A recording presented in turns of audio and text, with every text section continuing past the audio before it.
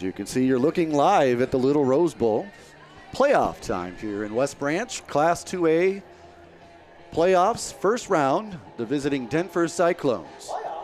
Playoffs? Talking playoffs? Playoffs. First time these two teams have ever played. West Branch has been playing football for 128 years. Not once have the Cyclones of Denver played here in West Branch or West Branch in Denver. Coming in with a record of 4-4.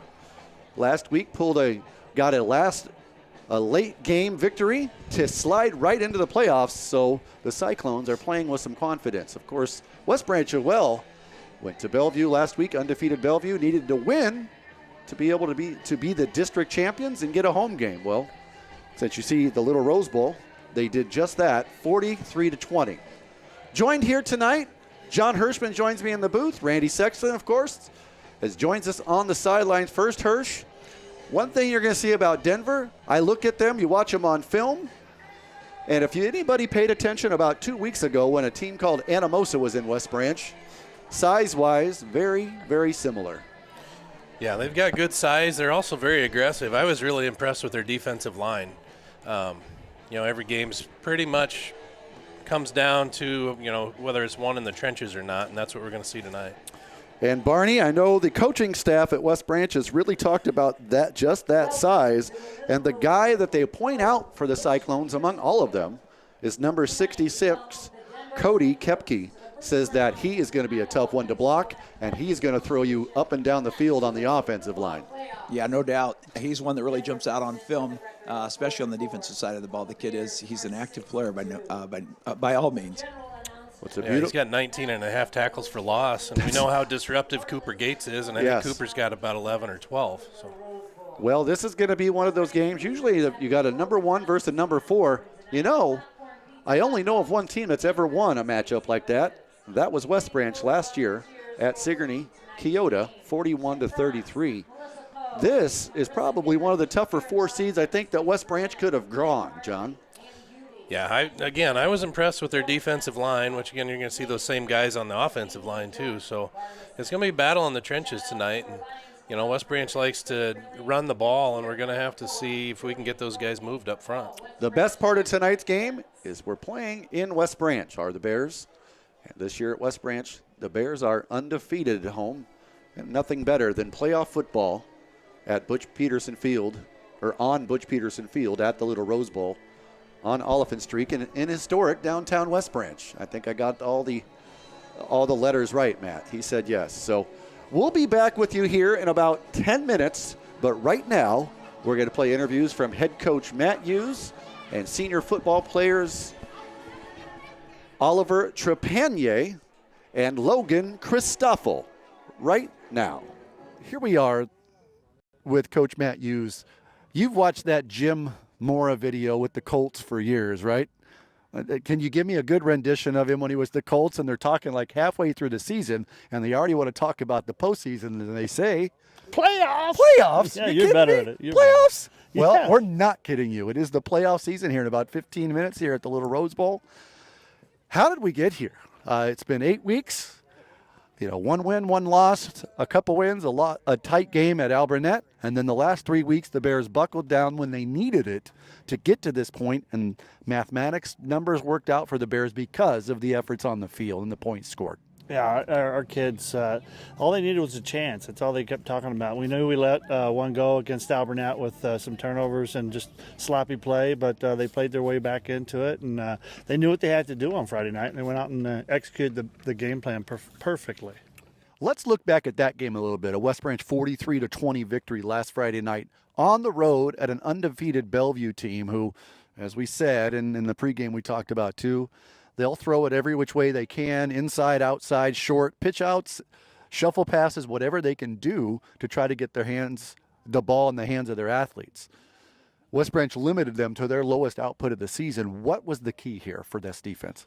Oh, gosh, it was not giving up big plays. I mean, our defensive strategy that week was to make them work for their points. And if you could keep everything in front of you and not give up big plays, eventually in high school football, someone's going to make a mistake. So we did that to perfection, ended up throwing 3 picks. And then we had some fourth down conversions where on defense we just rose up and played with a lot of heart. And that was the difference of the game.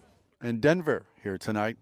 This is the first time these two schools have ever played. Well, it's very rare when we find a West Branch team who, just using this as reference point, has such a strong tradition of playoffs. As you can see up there, playoffs on that sign. They've been in there quite a few times. I think this is the 18th consecutive season to find a team that West Branch hasn't played. Give us a little bit about Denver. They're a lot like us, honestly. They want to run the ball. They want to control the trenches. They got some good athletes. They're really big. They're going to come ready to play. I mean, like I told our kids this week, it's possible, right? I mean, you got to have confidence. You got to believe in what we've done and what we've built. But look at what you guys did last year as a 4 seed when you beat a 1 seed. So they're going to come here with confidence, and they're going to come here ready to play. And we're going to have to play our best football in order to get this one in the W column. It's fun to see how two teams get to where they are. It's amazing how the stars align. Denver, before last week, was on the outside looking in of the playoffs. They pull off a win. They're here tonight. West Branch was hoping to get a victory against Bellevue to get back to West Branch, and they did that as well. So those two teams will collide here. A physical football team, physical team for both. Both like to run it. Both like to hit it. And here we're in the playoffs. Second season, Coach. Here we go. Let's go. We're going to have fun. It's going to be fun. I can't wait for the crowds to come out and support, and we're just going to have a lot of fun. It's going to be a good night, and can't wait to be a part of it. Let's go Bears. Go Bears. Yeah. One of this week's prep profiles, one of my favorite names to ever say. Logan Christoffel joins us here on the program before the game tonight. Before we get into talking football, first of all, word has it, you could tell me anything in the world about the clarinet. I probably could. I think I could. So give us some helpful hints about the clarinet. Only use teeth on the top of your mouth, lip on the bottom. Okay. And it's world famous, world renowned is this wrestling mat at your house. Give us some stories of some of the wrestling matches, well, perhaps fights even, on the wrestling mat at your house. Oh, yeah. So I boxed Hayden Haynes on that a few years ago. We have had a bunch of sleepovers on it, too. I mean, that's all there really is to say about it. Is there any actual wrestling going on there? No. Okay. I mean, you do have some fairly decent accolades from when you were younger being a wrestler. State champion, if I remember right. Yeah. Okay. Those days are long gone. Now we're talking football. Okay. West Branch 6-2, going into the offseason, going into the second season, I should say, district champions. What got you there? So just being a family and sticking together for the whole season and just being there for each other has been a great help for getting us here. It's a lot of fun your senior season to be able to do this. I mean, you look back at the 4 years, look at last year compared to this year. It's just different things, different times, and just different fun. Yeah, I've enjoyed this a lot more than last year for sure. So besides, you got wrestling coming up. Yep. Besides wrestling, what are some things that you're looking forward to before you finish this year, and what are you going to do next year? What I'm looking for the rest of this season is to finish the rest of the games without messing up a long snap on field goal. And I'm looking to get down to 132 again this season for wrestling before then, so I got to get down to that. Well, this has been Frankenstein, Tyler Bailey's favorite player on the high school football team. I still don't understand where it comes from. Really? You don't have to tell us if you don't want to, but I just know it's he means it's a term of endearment to you. He has great respect for you as a football player. I've been hearing that for years from him. You've basically been his favorite special team, you were one of his favorite scout team players when you were younger. Oh, yeah. Scout team demon last year for sure. I was always in the backfield on scout team. It was crazy. All right. Well, I think that's enough for us tonight. It's going to be a fun one here tonight at the Little Rose Bowl. Never played Denver. Here in about 15, 20 minutes, you're going to get the chance to do so. So we want to say, let's go Bears. Let's go with it. Let's go Bears. Our next prep profile, senior, number, not 82 as he's wearing, he's changing jerseys here in a few minutes for the game. He will be number 6. Yes. Oliver Trepanier. And I said it correctly. Yes. See, Oh, that it's not kinda. Trepanier. It's not No, it is. Trepanier. It It's is Trepanier. Trepanier. Yeah, yeah. It's not Trepanier. It's Trepanier. Yes. We got it. So, Oliver, the good news here, if we look down here at these legs, one thing that's still missing is those practice pants you went home to get your freshman year. You never came back to practice that day, and you still don't have the pants. What's going on? Can you tell us what the end of that story when you went home that day, what actually happened? So I forgot my white pants, and I decided to wear my black ones because I might as well wear a pair of pants. Oh, that's bad. And then Butch makes me run laps. He was like, actually, just run home and grab it. I couldn't find it anywhere, so I really just didn't want to confront Butch or like see him that day, so I just stayed home. And then I got a knock at my door, and Holden was there to come pick me up. And I figured out later that, actually that weekend, that they were in Reese's, like it was in Reese's bed somehow under his blanket. So are we blaming your brother now, all these years later? I am still. Okay. Got lost in his bed. I don't know. Was he part of your TikTok video fame? Talk about your grandpa videos. Grandma? Come on, give us a little rendition of those from junior high. It was just a saying I like to say. I just said grandma a lot. Yeah, your grandfather was sleeping and you were videoing him. That's what I've heard. True story? No. That was my brother. That was your brother. Older brother than Reese. Older An brother. even older one. Oh, okay. Yes. I forgot about those. Well, let's fast forward here to tonight. Game in about 20 minutes. This is your senior season. This is the playoffs. So you don't get a second chance. It's win and survive and advance. But looking back on where you started here at West Branch to where you are now, what do you remember? Some of the things you remember about being a Bear football player. I remember getting here. Everyone was like super nice right away. And that's like, I don't know, I love that about West Branch. They were so inviting and stuff. And then I didn't play that much my 8th grade year or freshman year. And then I think coaches just saw, like, the more you work, pretty much, they'll see it and they'll put you in the game more, I guess. And I just worked hard and got some playing time. Well, we're glad you did. You're here. What are you looking forward to for the rest of this year and then for next year? Take it week by week, the playoffs, and make it to the Dome. First goal, win state. Second goal, and then when track and soccer come around, win state for those two. Okay, well, first things first, this game here tonight against Denver. Yes. Hopefully that goes to the way you like it. So before you go and you lead us out, some of your teammates just wanted to give you a quick rendition of, just so people understand, what did he used to say? How was it? How did it sound? Those TikTok videos? Grandma. It's my grandma. Well, tell Grandma what we say when we say goodbye. Okay. 2 words. Go Bears. Good job. Bears. Your grandparents would probably be proud. Okay.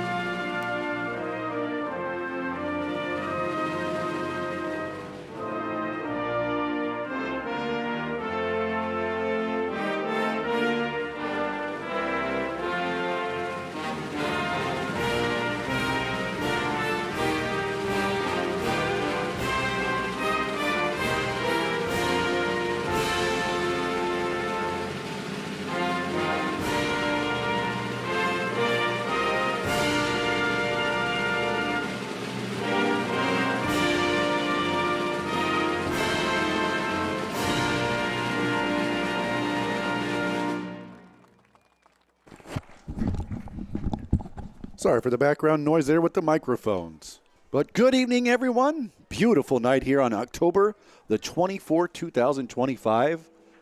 Nothing like playing late October football. That means you're having a successful season. And West Branch has actually done just that. Coming off a 3-7 season. The Bears come back this year, go 6-2 in the regular season, and are your 2A District 5 champions, and get to play their first round at home against the Cyclones of Denver. Now, the Cyclones aren't very loved in this part of the state by the Iowa fans, but don't let it kid you. They bring a solid football team here, being 4-4. We talked a little bit earlier, but we'll talk about it more now.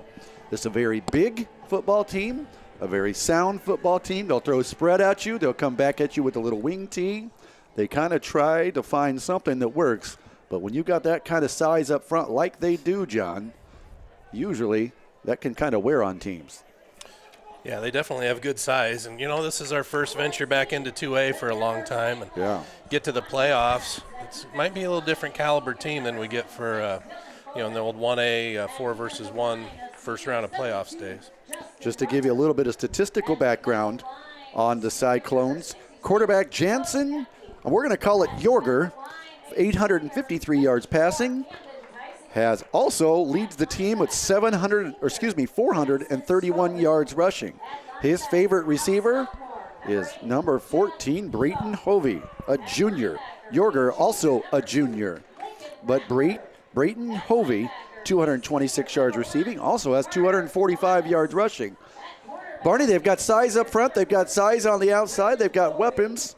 And they want nothing more than to come here in the first time in the 128 years of West Branch football that these two teams have played, than to drive an hour and 35 minutes and win a football game and move on. We were just talking as I was walking down here about that exact thing. It's insane to me that as many times as you hear Denver's name thrown around the playoffs, and West Branch historically making the playoffs, that these two teams have never played. This is going to be one of those games.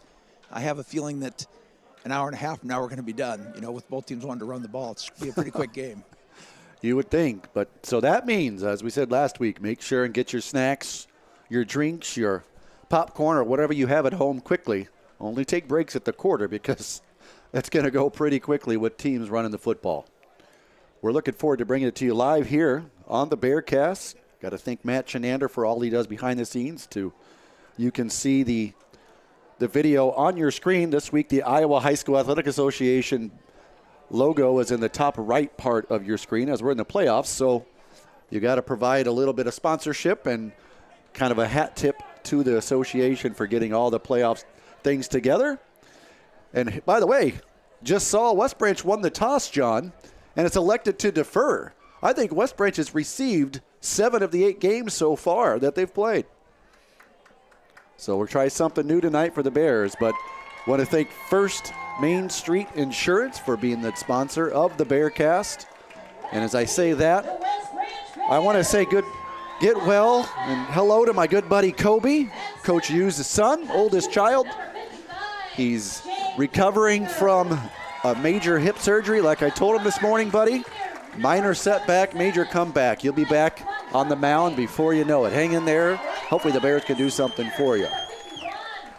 As the Bears' starting offense is being announced, we'll go over that in just a second. Let's look at Denver's from right to left offensive line. You've got Gage Mathias, Jackson Wickel, Camden Telsinger in the middle, Cody Kepke, and Dylan Juan. All these guys, they average around 231 pounds. Tight end and H-back is Joe Rabenhorst. Some other receivers, Colin Knowles, Lincoln Rethler. Running back is Jackson Scoville, fullback Carter Lanus, and as we mentioned earlier, quarterback and leading passer, leading rusher at quarterback Jackson Yorger, and his leading receiver on the outside is Braden Hovey. And for West Branch, looking across, you've got neighbor Big Mike and senior Shea Kinzinger, the only junior, everybody else seniors. And on the right side, Finn McCullough and Bodie Moorhead, 6'7" on the right side. Receivers, you got Brandon Peterson, Connor Capper, Nolan Staker, and your backs, the Gates boys, senior Cooper Gates, number 1, and 3-2. Keaton Gates leading the Bears with 1,178 rushing yards. He's West Branch's first 1,000-yard rusher since 2022, Andy Henson. Well, Barney and John, we got about 30 seconds here. Playoff football, there's not much better.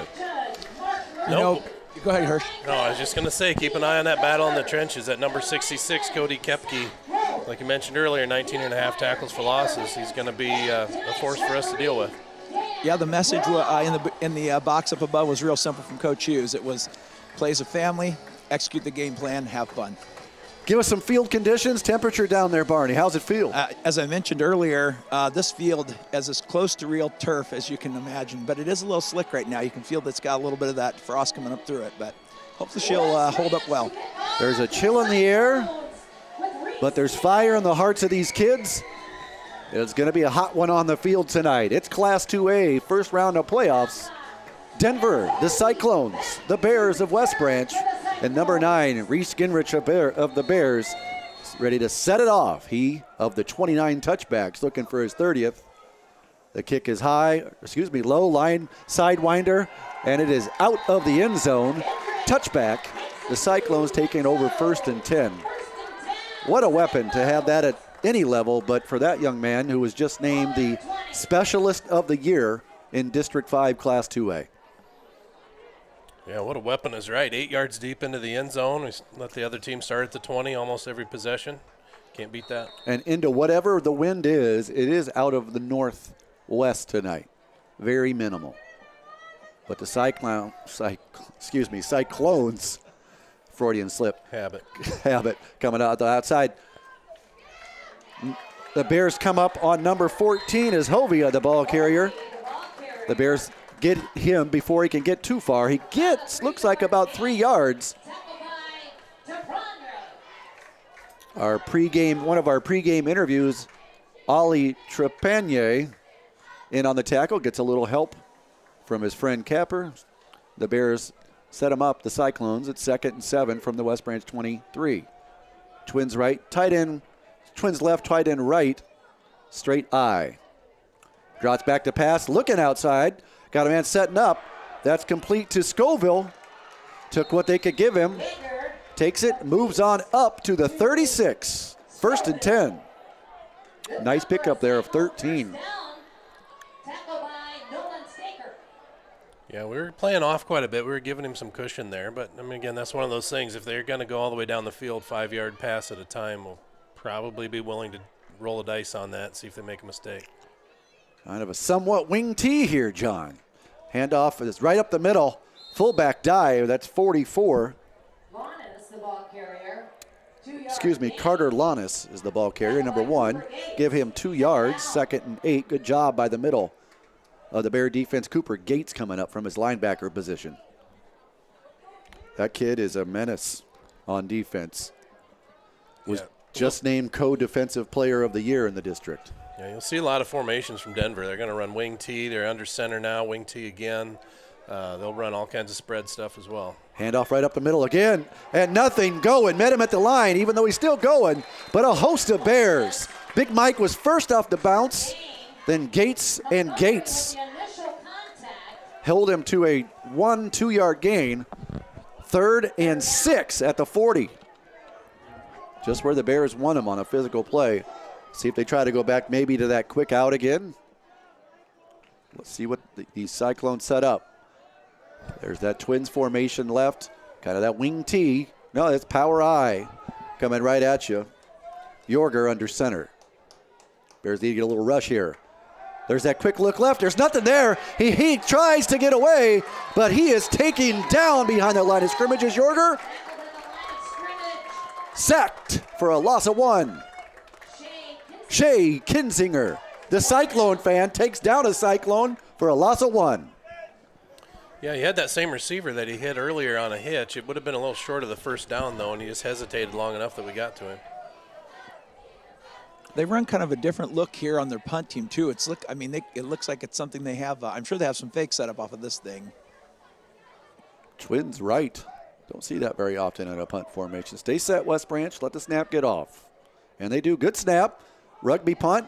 Punts it low. Bouncer Peterson gets it, one hop at the 20, gets outside to the left, cuts back to the middle. If he can get outside, it's good night. He's got a lead blocker to the 40, 30. Nobody's going to catch him. No flags. Number 8 to the house. Hello, end zone. 80-yard return, John. What a start. What a start. And actually, he went left, and I thought, keep going, but he knew better than I did. He cut back all the way to the right side and housed it. And when he puts his foot down and gets the Jets, forget it, Barney. Oh, yeah, there's no doubt, too. Once he got that corner on the right side, that you could see that was opening up very, very quickly for him. There's that 10.7 state champion 100-meter speed. You could see it there. Only his second touchdown of the year. First, a long pass of 79, now an 80-yard punt return. That kick is low on the extra point, but it is good. And 8:40 left in the first quarter. The Bears lead special teams 7-0. Get them on the board. Let's take a quick break here on the Bearcast. We'll be right back.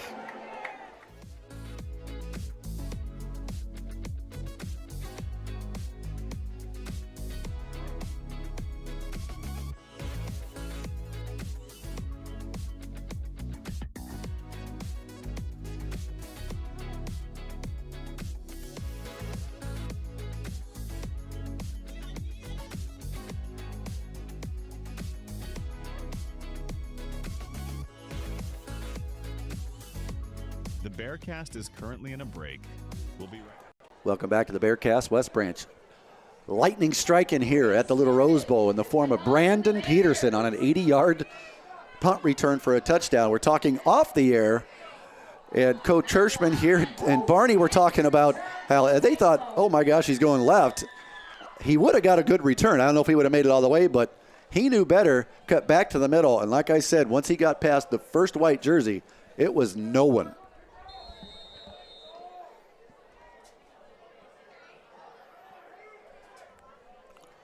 Gingrich with his second kick of the night. This one higher, a little shorter. Short of the end zone. Denver's going to let that bounce at the 4, and it does go into the end zone.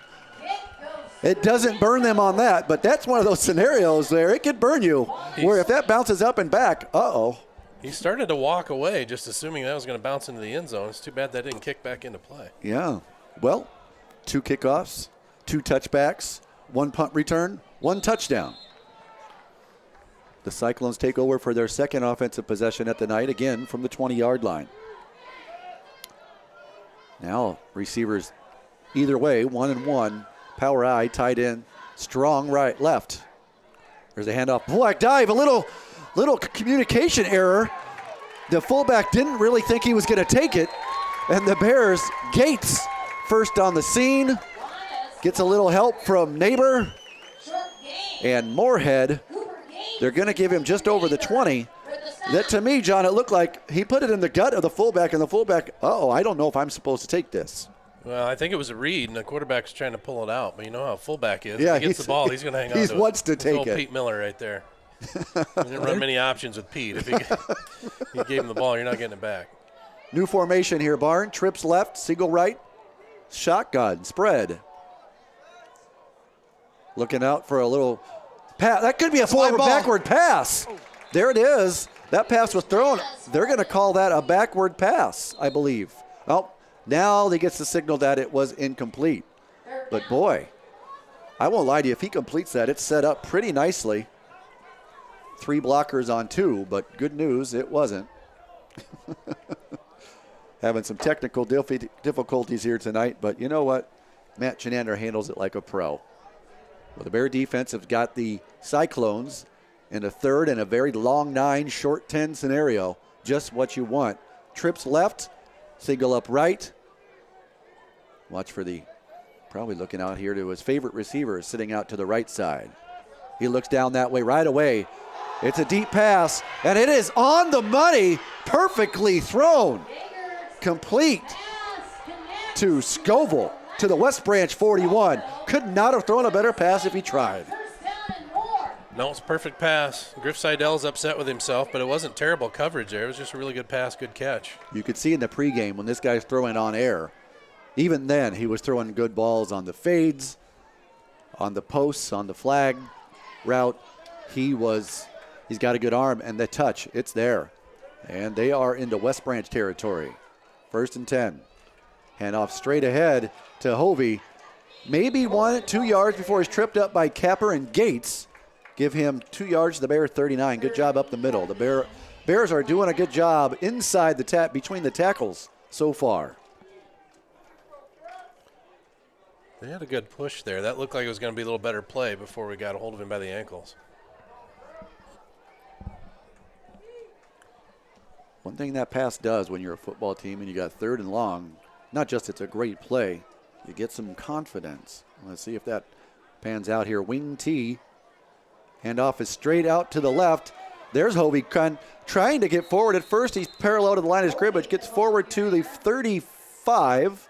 Give him 4. Good job by that Bear defense on the outside, because there was some space to bring up 3rd down and 4 yards. You got to think, unless something crazy happens here, the Cyclones are probably in 4 down, 2 down territory. 4th down, 2 down, I should say. There's that power I. The Bears jump. Free 1st down. Don't have to worry about 2 downs now because they get 5 yards for free. The ball gets moved to the 29, and it's a 1st down Cyclones. It's one of those things, John, you always preach. I'm sure you as an offensive coordinator would say, God, even if you're that, whether you're any coach, don't move, don't jump. Well, it's early in the game. Everybody's excited. That's a good time to do that. But you got to know on 3rd and 4, that's going to be a possibility. They're going to try to draw you off. So the Cyclones, a fresh set of downs at the 30. Handoff straight up the middle. This time, no miscommunication.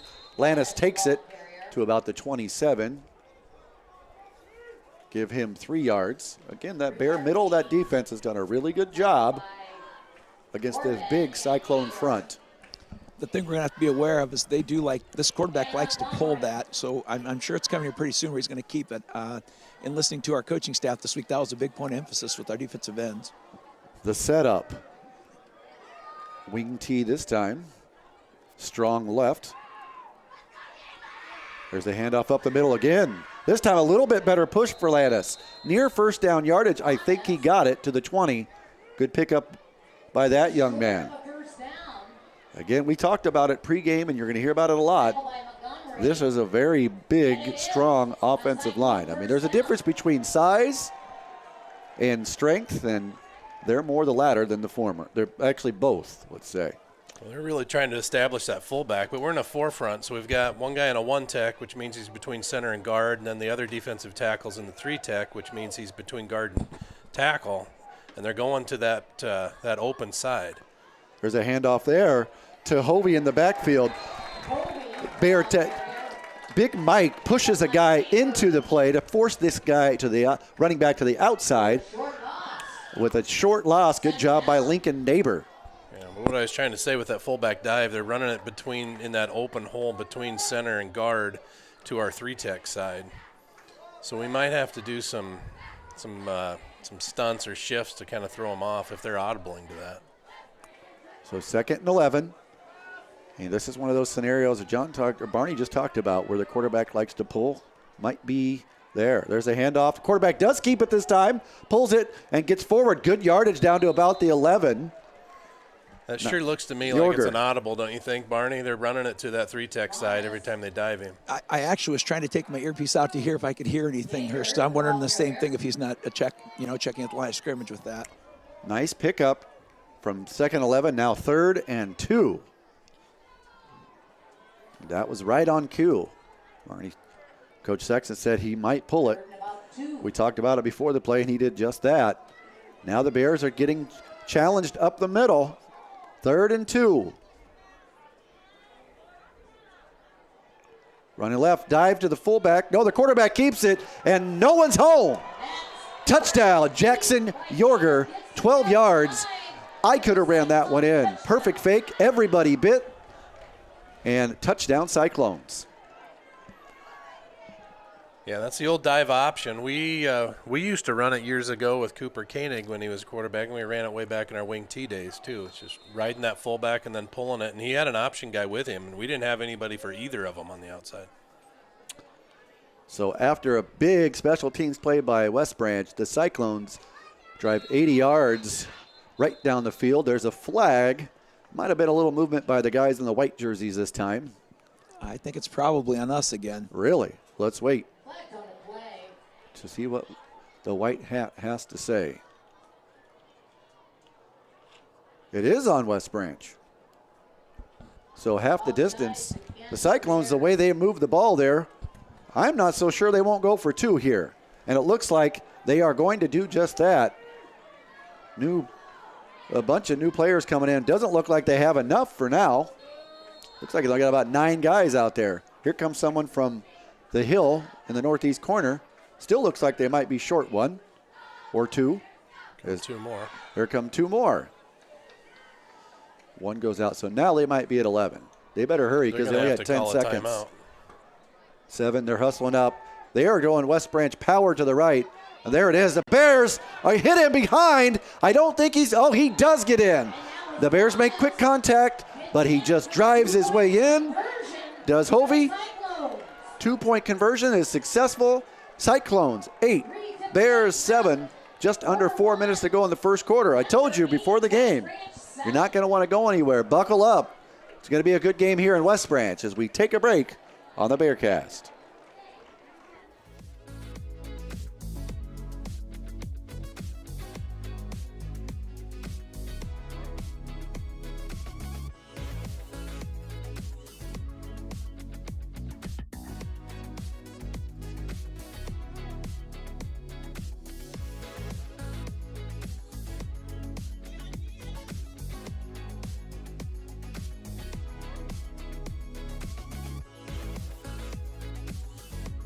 The Bearcast is currently in a break. We'll be right back.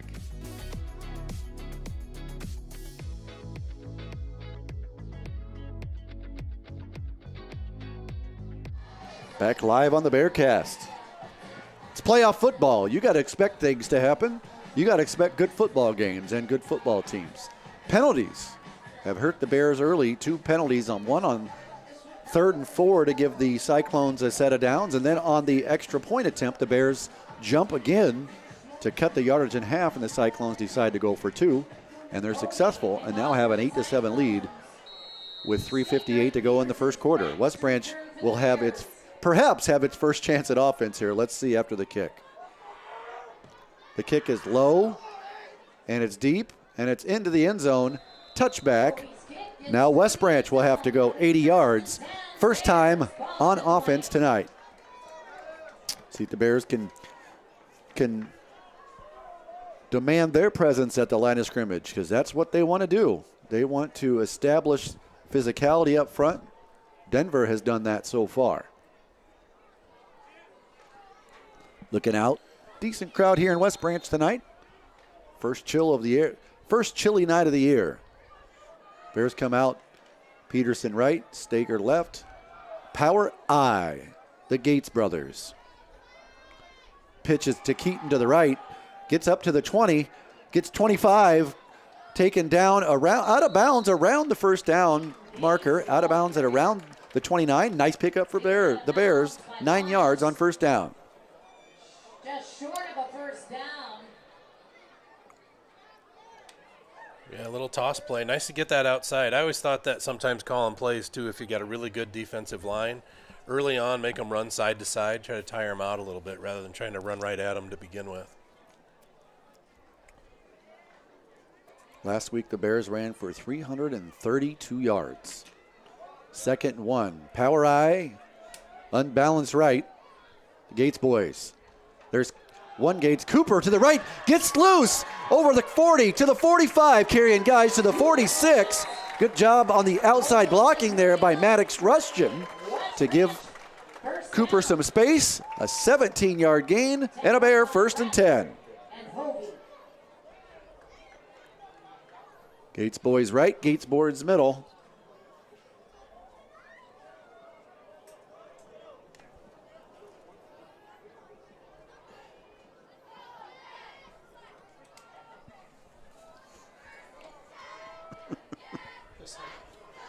Bears come out. Double wing left. Keaton, the lone back, goes up the middle, across the 45, 50, 45, 43. We'll say 44 of the Cyclones. Another first down for West Branch. Talked about wanting to establish their mentality, their physicality, John. And the Bears on the first 3 plays have done just that. All of a sudden, 36 yards and they're in the Cyclone territory. Yeah, it looks good so far. A lot of tight end. You know, we didn't do a lot of tight end earlier in the year, but it's a good look for us. See Matt Hughes on the sideline. You got a hold of Griffin Seidel here too, pumping him back up. You know, he got beat on one pass, but if you're going to play corner, you got to get over it, and I'm sure that's what Matt was telling him. Wishbone Keaton to the right. This time, nothing doing. Taken down by number 72. Hard to get that name. I don't have it off the top of my head. That's on the back page. Justin Rucker, 6'3", 225, a loss of 1. 2nd and 11. The scoreboard says 3rd and 11. I'm going to go with 2nd down. Just over 2 minutes to go in the first quarter. Sorry, the clock isn't on the screen tonight. Things are about hitting me here. It's all kinds of fun up here in the press box tonight. 2nd and 11. Shotgun. Screen, looking for Peterson, right on his hands, dropped it. Perfect pass on that slant, John. You wanted it, you got it. Great throw. Yeah, it's a good play call. A slant with number 2 receiver running a flat underneath it. You know, we'll come back to that for sure, but that kind of play right there helps protect our run game. Makes those linebackers respect that slant pass behind them. So 3rd and 11 now for West Branch after 3 big plays to start the drive. Now it's 3rd and long at the Cyclone 45. Double wing left, Peterson left, Staker right. Dale rolling out left, looking for the sideline for Peterson. Just outside, incomplete. Had him a little bit, he was open off the break. Just threw it to a place. The only thing that was a good throw, nobody was going to catch it but West Branch. But the bad thing is, nobody caught it, and it's 4th and 11 at the 44. Punt formation for West Branch. The all-district punter of the year in Class 2A District 5, Nolan Staker. Still a good drive. We moved from our own 20 out to their 45. We can pin them here on the punt. This is still a successful drive. And you saw on film that Denver likes to bring pressure, and they did. Almost got it. Staker goes down to the ground, and it looked like he got hit. We'll have to watch the replay back on that. He's asking the official what happened there. But the Bears are right on the spot what a great punt. 41 yards, return to the 9. The Bears have the Cyclones backed up. Let's check out that. Yeah, there definitely was contact on him. Kid just kind of ran into him a little bit. And he did. He bumped him. Probably would have been 5 yards. I'm not sure what happened there, but the good news is the Cyclones are way back at the 9-yard line, 91 yards from the end zone. See if the Bears can. They flip the field. Let's see if they can keep it in their advantage. Single setback, Twins right, single receiver left. Now a motion play. There's a handoff up the middle. Quarterback keeps it. Mike takes the fake and then gets off of him and takes the quarterback. He's down right at the line of scrimmage. Maybe a gain of 1, but good job there by the senior. Yeah, it was a good play. I'm not exactly sure what Denver was running. It was kind of that dive, and the quarterback pulled and then followed him. So second. Mike just tackled both. He did. He's on the fullback. He's on Lannis. And then it's like, oh, well, he doesn't have the ball. Let's get the quarterback. And good news. Back to that power eye. Quarterback keeps it again at the left side on the option, and he's got a lot of room across the 25 to the 26. That is something West Branch is going to have to shore up. It has been very successful so far. Yeah, Brendan Dale made the tackle, and he was the middle of the field safety. So we're going to have some guys stay home. Cyclones are out of the graveyard inside their own 10. Now have space out to the 28, 1st and 10. Clock running, 35 seconds to go in the first quarter. Little shotgun. Quarterback looking across the middle. Nothing there. He's got a lot of space out to his right. Rolls out. Last second. He's going to get some yardage, has to take what he can get. Gets 7 yards. Good job. Good. The Bears had great coverage downfield, but you can see the athleticism of Yorger, why he's their leading rusher. He took a lot of green grass, took the space, and gains 8 yards. Yeah, Bodie Moorhead did a good job pursuing him, but then he got in the unfortunate spot of being out in space with the quarterback one-on-one and got juked. Not going to win that battle very often. No, defensive tackles normally don't. So now 2nd and 2, 20.3. Twins left, power I. Handoff fullback. Bears stop him, but looks like Landis is going to get enough for the first down to the 39. Probably going to serve as the final play of the first quarter. The clock's running, and it is going to be just that. A very interesting first quarter. Talked about being a physical football game on both sides of it. The Bears get their 7 points from special teams. The Cyclones get their points after a drive is stalled the first time. They take it 80 yards down to get 8 points. And now they're driving again after they start at the 9. You don't want to go anywhere. We're going to come back on the Bearcast here on WestBranch.Football.com.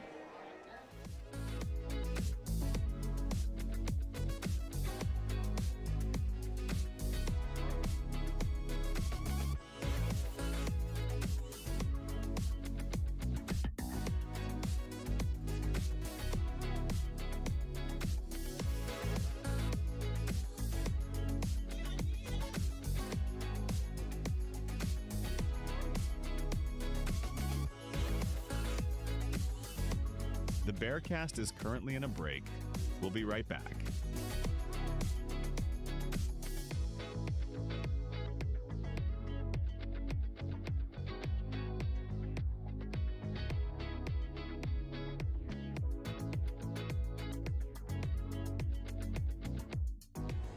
Live here, playoff action at the Little Rose Bowl. After one quarter, the visiting Denver Cyclones 8, West Branch 7. This is the third offensive possession for the Cyclones. The Bears have only had one. Let's begin the quarter. The Cyclones 1st and 10 at their own 39. A physical team up front. Double tight end. There's the fullback dive. Lannis gets off 2 tacklers. Was at the line of scrimmage, but does a good job to get off those. Up front was hit hard by Gates, but ends up getting about 7 yards to the Bear 46. You can see, tough runner. Yeah, I'm sure we talked about it between the quarters there, but our outside linebackers and corners need to keep their eyes on that pole, not give up contain. That's a 6'3" fullback. It's a big, big man. 2nd and 3. Handoff is the fullback. This time he gets stalled, but drives 2 guys with him. Takes Gates and Capper with him across midfield. That's another first down for the Cyclones. Right now, they're kind of doing what West Branch likes to do to teams. They like to run, wear you out at the line of scrimmage, and run clock. And they're doing it. Bear defense, that's been a strength, is stopping the run all year. They'll shore it up. They're going to have to. Little spread formation here. Quarterback fakes the run. This time he runs, he puts his foot in the ground and goes forward. Bears did a good job of push upfield again. The coverage is there, but this kid can run it. Was the leading rusher coming in with 431 yards, and he gets 3 yards when he could have had about a loss of 7. Yeah, I was just thinking when they went into that spread formation that's kind of in our favor, the way they've been running the ball. But spreading it out like that, it makes that quarterback dangerous. He is a good runner. Ends up actually getting 2 yards. 2nd, and we'll say right at 8, short 8. Back to that power I. Quarterback straight ahead, handoff this time to Hovey. He gets 2 before he meets Mr. Gates in the hole, Stonewalled. He has not been able to get established on the run. The fullback is now, Giannis is starting to get some running. Scoville and Hovey have not been able to run it. But it's 3rd and 5. 3rd and a short 4, long 5, actually, at the 44 of West Branch. Stay set this time, fellas. Yep, 3rd and 4 again. Same formation. Watch the quarterback. He has been keeping and running. This time he does keep it, gets to the outside. He's got a lot of space. He's going to get the first down, spins out of a tackle to the West Branch 38, give him 6 yards. Somebody's down for West Branch. Gets the Cyclone first down. Cooper Gates Cooper a little Gates. slow to get up, but he is up. He's up. But that quarterback showing some. Tackle by Dale. He is elusive when he gets in the open field. To the West Branch 37, 1st and 10. Just hitting 9:45 on the clock here in the second quarter. Ball on the 37.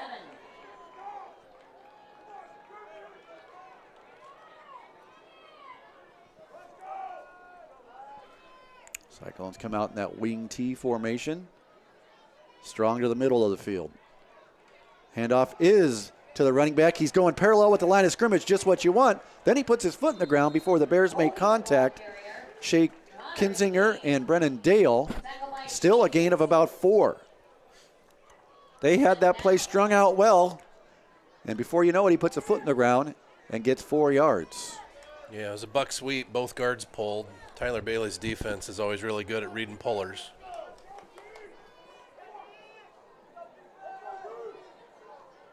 First half stats, just here's a big one that cans out. 125 yards for Denver, 35 for West Branch. Again, the Bears only had 1 possession so far. 2nd and 6. They moved early. Handoff is to Hovey. Gets forward, give him maybe 1 to the 32. Good job on the outside by the Bears. Tackle by Michael Montgomery. Mike Montgomery tackle. Cooper Gates also near the ball carrier. So we're at 3rd and 5 again. This has been advantage Cyclones so far when they've been in a 3rd and 4, 3rd and 5. This is the 4th time they've been in that scenario. They are 3 for 3 so far. You have to think they have 2 downs as well. Yeah. Because right now it would be a 50-yard field goal, 49. Watch the quarterback here. He is. It's the waggle right. He's got space. Cooper Gates is on him. He slips out of the tackle. Nice tackle on the outside. He's going to be short. 4th and 1 or 2. They marked him back a little bit. It's going to be more like 4th maybe and 2 2? or 3. Yeah, Good job by Keaton Gates. yeah, that in was the a open waggle. field. Both guards pulled, Yeah. and Keaton split them both. John was getting some PTSD. He remembers that play. Flashbacks. Yes. So the biggest down of the night of the short game, 7:30 here in the second quarter and running. It's 4th and 2. The Cyclones are taking their time in the huddle. This is they're probably going to try in 7 seconds. Don't jump, Bears. They're probably going to get a timeout here. They jump again. West Branch jumps. You know exactly what they're going to do, but yet you can't get your mindset to stay there to just watch the football. And 5 free yards, 1st and 10. Cyclones, the ball now at the 24. Wow. 4th and 4, or 4th and 2, 3rd and 4, 6 times. 2 penalties, 2 runs, all first downs. The Cyclones are into West Branch deep into the Bear territory at 20-24. Power I. Fullback dive. The Bears are holding on for dear life. Lincoln Neighbor, first contact. Going to give him a short gain, maybe 2 yards. 2nd and 8. Good job for the Bears on first down. Has been something they've done well all year. First down defense for West Branch has been pretty darn good.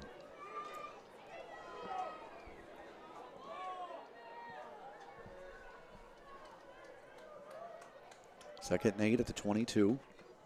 Power I. Dive, this time handoff. The Bears hold, we'll just say hold Lannis to about a 2 or 3 yard gain. There was someone there this time, Hirsch. The quarterback wanted to go. Lincoln Neighbor was ready. Yeah, he was. Barney, can you hear down there? Does it sound like he's got enough of a cadence to audible on those dives? From what I heard earlier, it just sounded like it was simply go. So I don't know if it's something I'm not sure exactly. I'll see if I can catch anything here again. So here we are, 3rd and mid-range again. Cyclones, stay set, West Branch. There's a fullback down. A little miscommunication, and the Bears are, wait a second, I think the fullback had it. The quarterback comes out with it, And he gets tackled in the open field by guess who? Keaton Gates.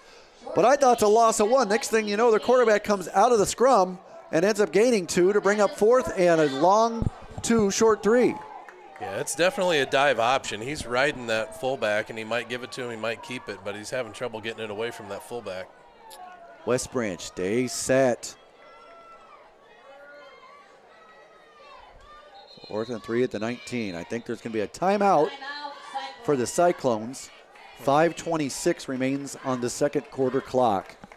Your score right now, Denver 8, West Branch 7, WestBranch.Football.com. It's time for a break.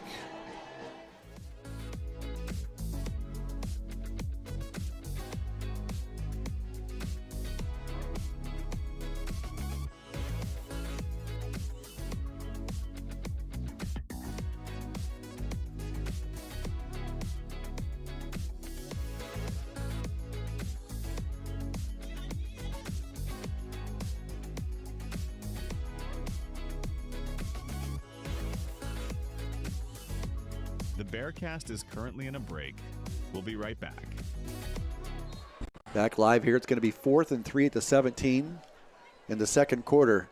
Coach Hirschman, Coach Sexton, you guys are kind of seeing some. West Branch has jumped offside 2 times on some cadences. What are you kind of seeing? Barney, what are you hearing on there? Yeah, it sounds like he's just a real simple go, So I'm like we're just talking out there. I'm assuming that's probably why he's got us a couple times. As he's walking up, he might be audibilizing to something, but once he gets him set, it's just a go. So I'm sure he went hard count a couple times to get us. This quarterback's not a small kid. He's 6'2", 195. Yeah, if it's not an audible, it might be called dive option one way or the other. And if they've got that open A gap to that side, he'll give to the fullback. But if it's not, then he's pulling. Here they come Might with just that. be that. There's that power eye. Don't jump, West Branch. Looks like they jumped early. The dive, quarterback option, and he's going to get the first down. Give him 3 yards. Good job by the Cyclones. Bears this time were on the quarterback, but a lot of guys were in the middle.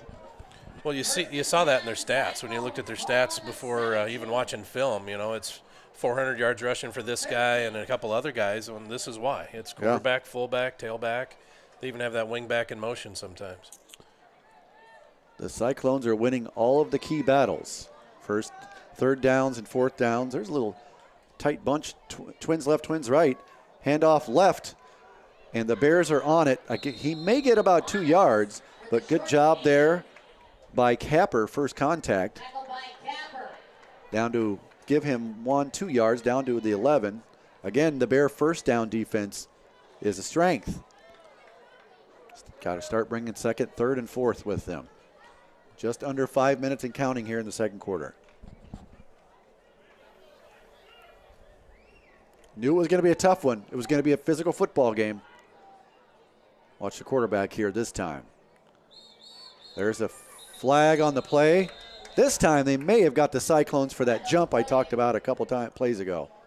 That was going to be a bootleg. I wondered why they went to this tight 2-receiver formation to run, because it just doesn't seem like their strength to run out of that like they've been running with the tight end and quarterback under center. But that's what they were setting up. There was going to be a little bootleg with 2 receivers, one in the flat, one in the corner. So the Bears get helped out by an offensive penalty. The Cyclones now have 2nd, 13 from their own 16-yard line. I do wonder, guys, from up there, if you can see, is our 1 typically to their right side of the offense? Because it seems like that's where a lot of the quarterback boots have gone.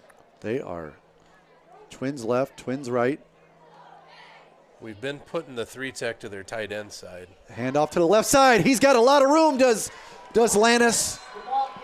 Looks like he's going to be just short of a first down, but he had student bodies in front of him everywhere. Good play. Pulled big 66 out in front of him. And that guy is on film. You talked about him in the pregame, the both of you did. Kepke talking to offensive line coach Ronnie Hughes. He goes, that guy is a hammer. So a big gain. They get all that 5 yards back and then some. Now it's 3rd and 2 at the 5-yard line. Which way is the quarterback going to go this time? Bad snap. Quarterback keeps it. Looking in the back of the end zone. Overthrown. Incomplete. Huh. He had space to the right if he wanted to run it. Well, that would have taken a great pass to get to that guy in the back corner, but the guy in the flat was wide open. There's no way they're going to try a field goal. I would doubt they're going to try anything but going for it, because even if they don't get it, West Branch will have a long way to go. That was the same play they tried running when they had movement a couple plays ago. So 4th and 2 at the West Branch 5. Bear defense, bear down. Watch for that option here. Back under center and wing T. Wing T. Ooh, inside receiver jump there. Quarterback has it. He's going to get into the end zone. Touchdown. Watch that play back. The number 2 receiver was moving before the snap. It doesn't matter now. It's a Cyclone Yorger 5-yard touchdown. 91-yard drive. Maybe more importantly is it took, 8 minutes off the clock? A lot of time.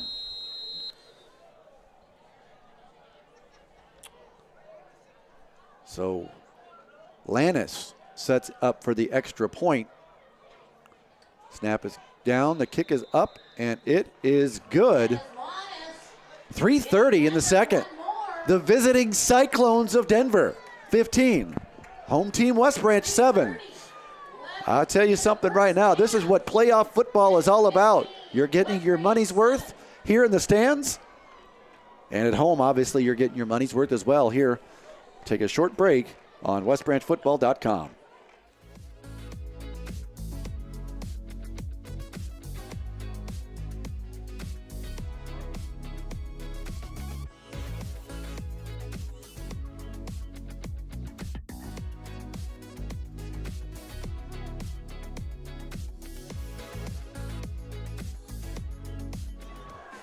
Back at West Branch on the Bearcast. Don't adjust your television sets or your computers or whatever you're watching it on. The 4th seed Denver Cyclones, 15, West Branch 7. There is no advantage here. These two teams are a lot alike. They want to pound and ground you at the line of scrimmage, and right now Denver is winning the battle of wills.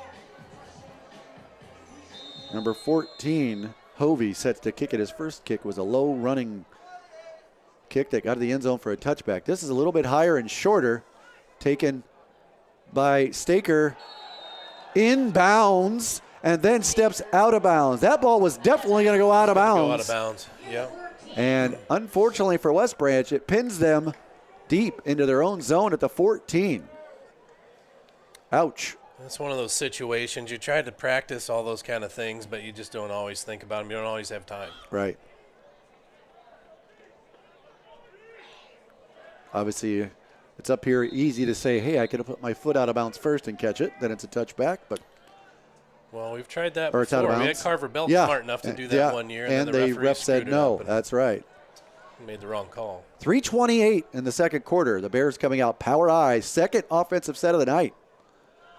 Handoff off the right side. And Keaton Gates is stopped for no gain.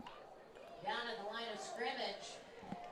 Big number 66. You got a little over Number 3 8. minutes here. Obviously, you want to get a score, but if you don't, you want to run some clock. You don't want to give them the ball back. You don't want to go 3 and out and punt it right back to them. Number 8, Ebaugh in there. 3 minutes and counting. 2nd and 10 at the 14. Denver has used one timeout. Double wing left for West Branch. Pitch outside to Gates. Tries to cut back. He gets off one block, carrying one with him. Now he's only going to get about 2 or 3 yards, but boy, was he be hit behind the line of scrimmage. And just his tenacity and will got him 3 yards. But the Bears are now sitting in 3rd and longish.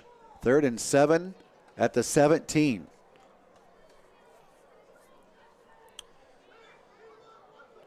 This isn't a good down and distance for us generally either. No. Where's Peterson? Who's going to get the...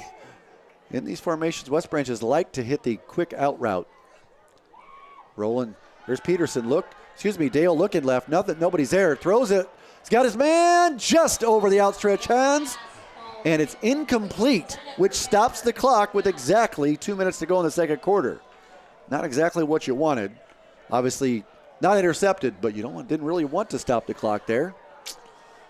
Now the Cyclones are going to get this back, and probably with really good field position. And they've shown on film they are very active with their punt rush. Looks like they're bringing it here. Everybody's on the line of scrimmage. The Bears have everybody inside. 10 up on 10. High snap, gets it off, and it's a beauty. Burned him. The would-be receiver back to his own 27. Rolling out to his right, has to cut back to the middle, and he has taken down Zier. Zier, excuse me. Did I say that wrong? Let me see the number. Motley Johnston. Motley Johnston, sorry, Yeah. 54, not 24. The freshman in there on the tackle. Great Eric punt, Marsh great as well. coverage. Their punt returner was lined up right at the 50. We ended up about 10 yards over his head, still couldn't catch it and had to chase it down. That's a 56-yard punt. Big. Staker's come up with some big punts the last 3 years as he's been our starting punter for 3 years. So 1st and 10 for the Cyclones from their own 31. 148 remains in the first half. The other big thing with that punt, too, Staker usually rolls out, takes a little time. He saw heat was coming and got rid of it quick. He's a smart kid. Wing T. Handoff right to Hovey. Going parallel with the line. Neighbor had a hand on him behind the line of scrimmage. Just gets away. Not sure if he's going to get a gain or not. I think he got right back just in front of the line of scrimmage. Good job by the Bears to string him out. Clock stops. No gain. Saw on film they like to do a lot of vertical routes here. Wouldn't surprise me if earlier when they went the one when Griff had pretty good coverage. Wouldn't surprise me if we see something like that again here. Stay tuned at halftime. West Branch Superintendent Marty Jimerson will join us. Record an interview with him to talk about the West Branch Schools Foundation. Handoff straight ahead, fumble. He gets it back. Boy, that was close. Good job there by Kinzinger, was right on it. Gain of 1, and timeout West Branch. 1:36 on the clock. Bears got to save one with the first play going out of bounds. Wow, that was close. Timeout Bears. Sunday hop right back into his paws. Yeah, right back to him. Yeah, I was surprised the way that quarterback throws. It looked like they were just ready to try to run the clock out. Went back wing T, running the ball.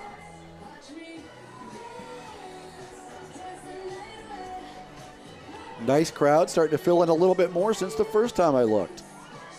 Here on a 40-degree night in late October. The heaters are not working here in the press box, just to update you. After the timeout. Say hi to Chris Slaw out there. He's a big Cyclone fan of Iowa State. Maybe not so much Denver tonight, but he's checking in.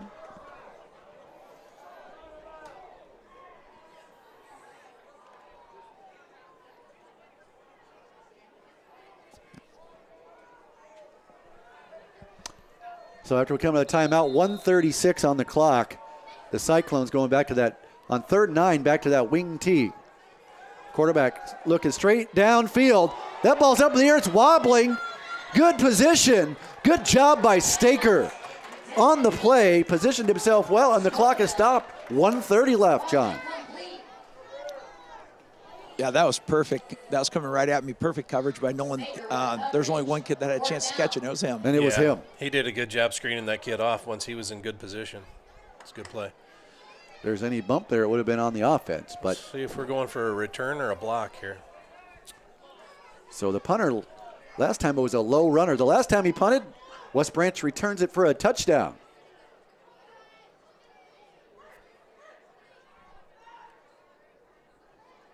Takes it, gets it off. It's higher this time. It's out. It's kind of to the right, off his foot, out of bounds. The Bears should have it around, I'm going to say, about the 38 to 40-yard line.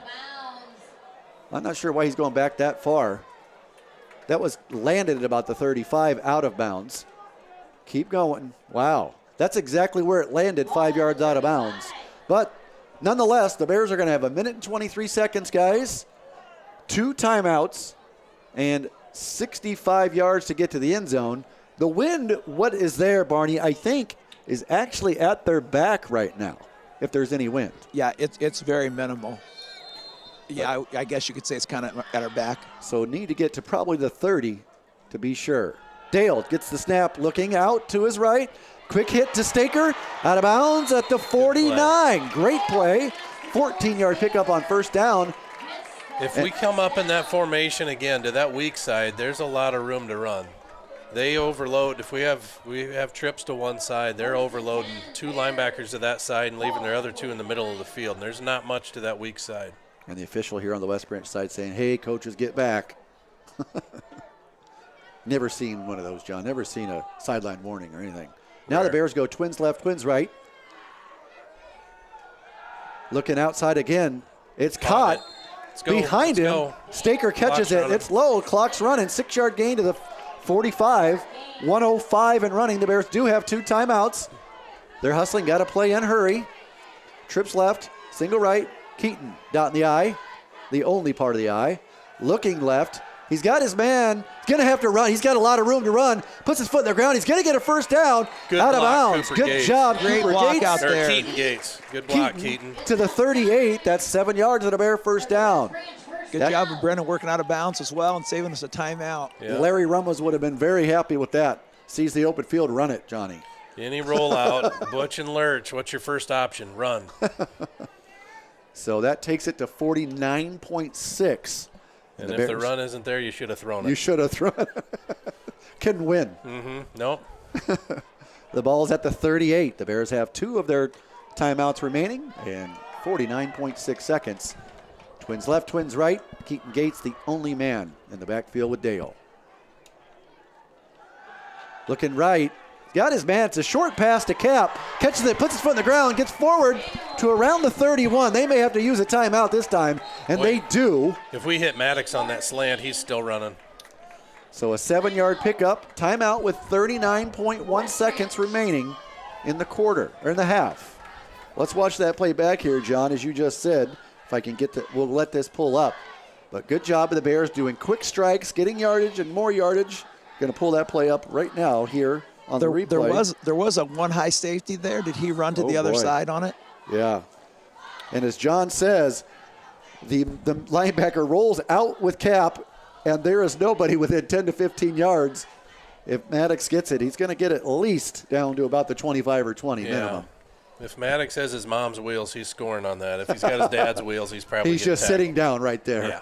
Mm-hmm. Well, that's Finley's brother. So the Bears are going to come out of timeout here. They have 2nd and 3 from the Denver 31. Now, hypothetically speaking, the Bears don't want to be in this situation, Barney, but if they had to, this is a respectable, with the leg of Gingrich, it's a respectable attempt if they needed it. Most definitely. We saw last night in practice he was making from this distance. 39.1 seconds, 2nd and 3. Twins left, twins right. Dale looking left, looking right, comes back to the middle, over the middle, looking for Cap. Readjusts, and it is complete. What a great play, underthrown. Cap gets it to about the 10. The clock stops at 33.7, so the sticks can move. Now they start. The Bears are going to do a snap the clock. They snap the ball. What was going on there? What are we starting the clock for? And the sticks aren't even moved yet. Unbelievable. But the white hat is starting the clock. Exactly. So 4 seconds run off there. The Bears are going to have 2nd and goal just inside, right at the 10, actually. Looks like they're short of the 10. But 29.1 seconds remain in the half. Now, West Branch deferred their option in the first half. They will receive in the second half. So it would behoove them. It would be great to get 6 points on the board here and some momentum. Power a double wing left. Dale left. He's going to throw it. He's got Peterson. Caught just short. Out of bounds just inside the 1 yard line. But the clock stops at 23.1. Great throw there by Dale. The only thing that was going to happen was Peterson catches it or it's incomplete. Now the Bears have 2 downs. They still have a timeout. They could run this. We're going Wildcat. Brennan's coming out. So Wildcat. Should be Wildcat. So Cooper's going to take over at the quarterback position. He's going to have 3 guys flanking him in the backfield. His brother to his left, Capper, and Trepanier to his right. Power on power. What happens here? Gates gets it. Got space. Cuts back. Is he in, Barney? No, he's short. He is short. The Bears going to take a timeout. Wow. He had a full head of steam and met someone in the hole, and he's still down. Yeah, that was helmet to helmet. Wow. Timeout. Well, let's take a timeout for this injury. You got 16 seconds, no more timeouts. Let's take a Trust timeout on the Trust Bearcats. Brennan to throw a pass into the end zone here. You would hope so. Oh, no, this is 4th down. Yeah, it's isn't it? fourth Fourth down down. because Yeah, of it's the fourth down. spiked ball. The spike, yeah. Take a timeout here on the Bearcast.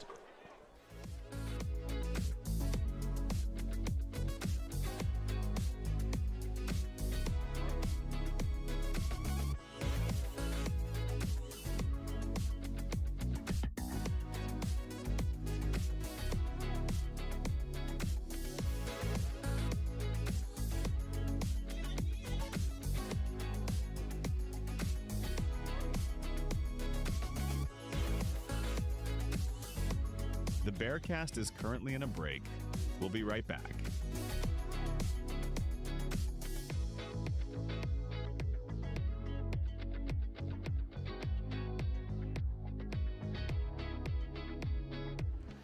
Back on the Bearcast. The Bears had 2nd and goal at the 1. Cooper Gates tries to run it in and is stonewalled by Camden Telsinger and Cody Kepke. Now the Bears there are 16 seconds left in the second half. The Bears have 4th and 1. There's no doubt in my mind they're running it. Dale under center. Push. He's going to get the second push. I think he's in. Yeah, he's in. Touchdown. Touchdown, Bears. Hello, end zone. Second effort, just what he needed. Well, the Bears going to go for 2 here.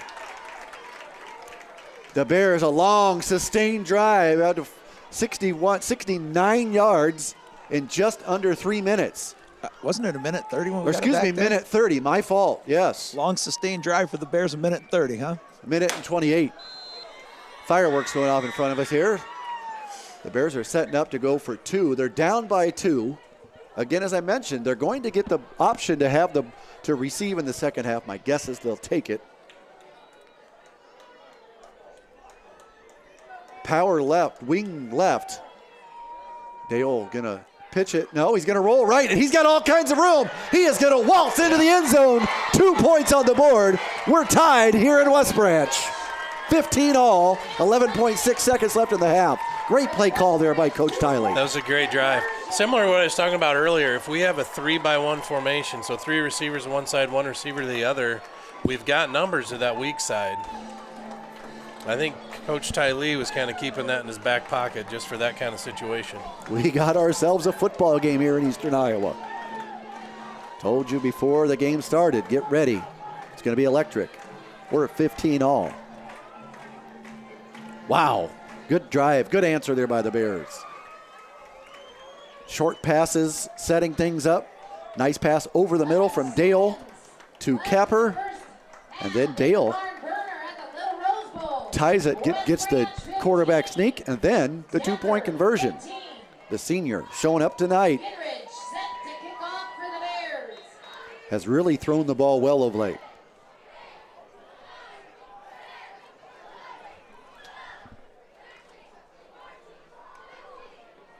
Ryan Merkin here from Your Prep Sports. Thanks for his coverage. Jack Lito, KCRG, with the camera on the sideline. Don't need to do anything cute with this kickoff here. Just boot it in the end zone, put him on the 20.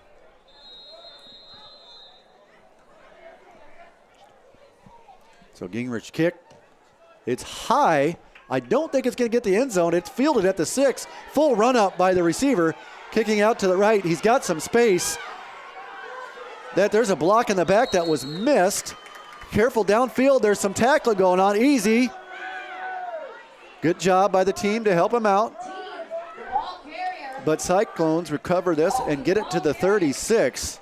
Good job by that kid number 20 on the tackle. Who was that, Barney? I'm not, he said to me, Dad, why don't you ever give me a shout out? So I guess I better. That was a good job by Connor there. That was a good job because there was going to be some more yards after that. He got knocked down and got back up. Yes, he did. Ball at the 36. So ball to 36, 2 timeouts, 3.1 seconds. I'm guessing Waggle here. Give him the option to run or throw. Stay deep. Nobody deeper than West Branch here. And he's going to take a knee. And the clock hasn't ran yet. Now it's running. And that brings us to halftime. It's been exciting here in West Branch. 24 minutes down. 30 points are on the board. 15 for each team. As we go to halftime here in the Class 2A playoffs. Everything you wanted and then some. Come back with us in about 15 minutes. We're going to have 24 left on the clock. You're listening to West Branch Football on the Bearcast.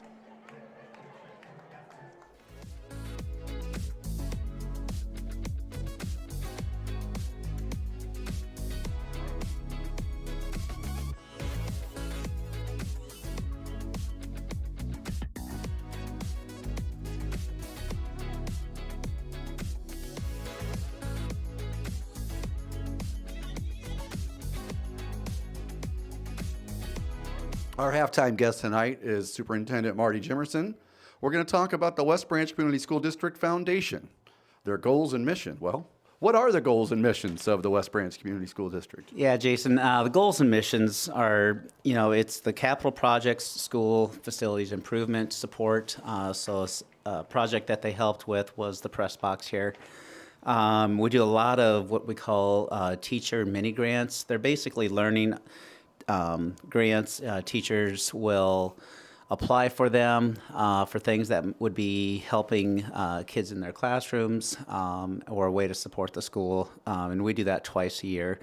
Last time we did it was just at our last home regular season football game where we gave close to $4,000 to teachers and grants. We do student scholarship as well, so you'll see that at the end of the year with seniors. And then there's also just support with charitable giving campaigns. A lot of times, big donations will actually funnel through the school foundation because there are tax breaks or tax benefits for doing that, and it just makes it very simple, clean cut for those people who want to donate. You talk about the gifts and you talk about the donations.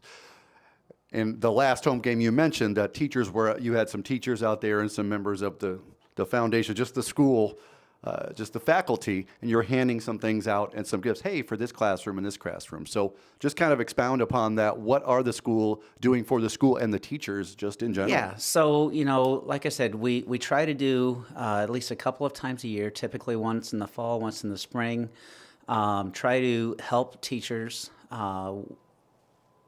get items for their classrooms. It might be technology, it might be furniture, there might be some curricular materials, supplemental materials that teachers will apply for. Basically, we get all the applications, we take a look. If we think we can fund them all, we'll fund them all. If we think we need to make some tough decisions, then they do make tough decisions. But overall, the whole idea is what can we do to support kids? And if we can support teachers, we know that's going to support our students in our community. So how can I or anyone as a member of this community support the foundation? There's lots of different ways. Obviously, we do get a lot of financial donations. There's if people want to donate for a specific cause, they can do that. If they just want to donate in general, they can do that. If they want to support an event that we're doing, they can be a sponsor for an event. There's just a lot of different ways, and I know I'm not touching on them all, but those are typically the ways that we've seen most people donate. Specific events and things that people can be involved in. Yeah. So in the past, we typically do an event that we coincides or it's with the PTO, our parent teacher organization. We usually do it in the winter. In the past, we've had dueling pianos. This year, we're doing something different. It's casino night. People like to play games, and so we've are setting that up. Little Lights is so generous to donate their facility for that night. It's on February 28th. We are just starting to throw that out on social media. A lot of planning's already been involved with that, and we hope to see a lot of people. We'll have the games, we'll have silent auction items, we'll actually have live auction items, and people can bid on those. And like I said, it's a great night. Get away for a little bit, and it's towards the end of our athletic or show choir season. So again, it's a great way to wind down the winter season before spring break. Before I get to the last question that I kind of have for you, I have a fun question. Is the Hoover Carnival still a part of the school year calendar? Is that still a thing? I don't think it's been there for a while, Right. So that probably was something It when was you so were, much fun that raised money for the school and for the teachers. And Yep. for the, So the PTO does a bunch of different events, and there might be a good opportunity for them someday to get on here and be able to share a lot of the great things that they're doing to support teachers as well. Now, getting back to the foundation, how can someone like me, or just anybody in general, join the school foundation community or committee? If they would like to sign up. Yep. You can contact me directly, and I'll put you in contact with person. Nikki Hansen is our school board foundation president. You can contact her. We're always looking for people that might want to serve on the actual committee, or if they even want to volunteer for some of the events. Anything that they'd like to do, we would love the help. And then one question's kind of away from this, so to speak, but still involved with the school at large. How has the growth in West Branch from population affected, say, the school from an enrollment possibility? We are growing. We grew 36 students this last year. We are typically averaging, I would say, anywhere from 10 to 15 to 20 students a year. You might have a dip every once in a while, but for the most part, the growth in this community typically means there's going to be growth in our school, and that's what we love. We love seeing new faces. We like the calculated growth. With the developments that they have out here, we think, like I said, it's going to benefit our school. A healthy community means a healthier school. A healthier school means it's going to obviously benefit the community as well. And something I hear about all the time as an athletic coach, but just in town, is the term open enrollment. How does that affect West Branch, both sides of it, either coming, going, and what is, in short, what does that really mean? All right, so open enrollment, we are on the positive side. We basically double the number of students that open enroll into our district compared to those who might leave our district to go to another district. Basically, open enrollment is if you fill out an application prior to the March 1st deadline. If you are in grades 1 through 12, you'll be allowed to go to another district, and then that money, we would pay that district the money that we would typically get, and vice versa. It basically it's an exchange in money for the services that we provide those kids. But like I said, we are basically double the amount of open enrolled in students compared to those that leave. And then finally, with the questions that people might have in regards to the foundation, is there a specific way you would like them to get a hold of you or someone at central office, or just the foundation? Yeah, in general? I think email. You can also get on the school website, and there's some contact information there where you have to find us. But there's a place where it talks about school partners, and right there you can kind of see the different. Once you get there, you'll see the school foundation. There's information there about the foundation itself, along with how to contact the school. But again, email is typically an easy way. You can always call. Whatever is easiest for those who want to help out. We'll be more than happy to work with them. And finally, how many years have you been with the school district now? This is my beginning of my 8th year. So time just flies, and it's hard to believe we've actually been here that long, and we hope to be here for quite a few more years. Is it throughout your experience? Has this been one of your longer stays? This is the longest stay in our experiences. We love the area. We love the community of West Branch. We're so happy to be here. Well, happy to have you, and thanks for being here at the Bearcast.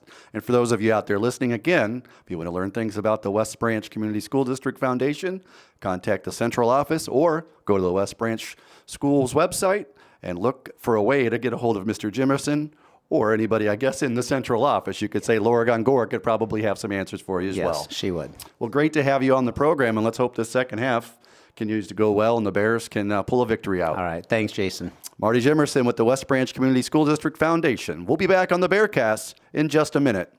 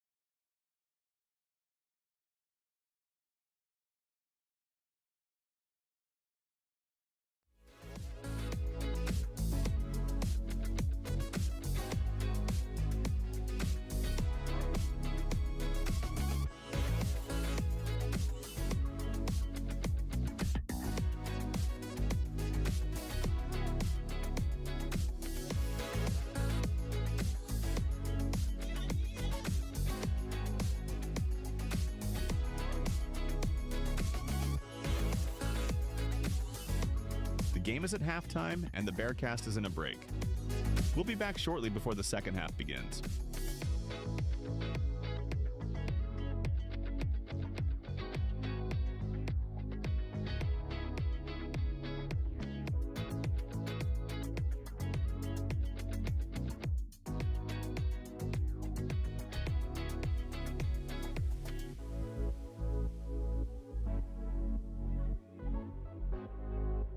The game is at halftime, and the Bearcast is in a break.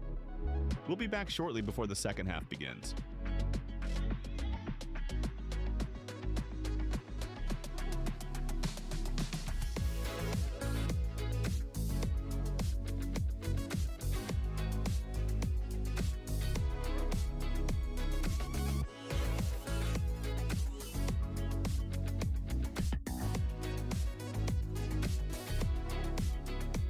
The game is at halftime, and the Bearcast is in a break.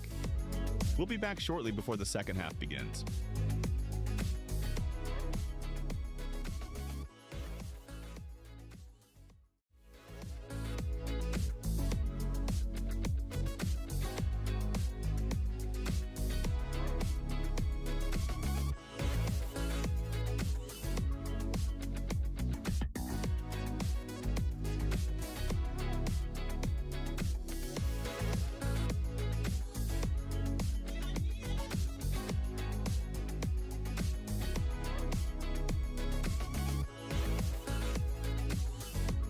The game is at halftime, and the Bearcast is in a break.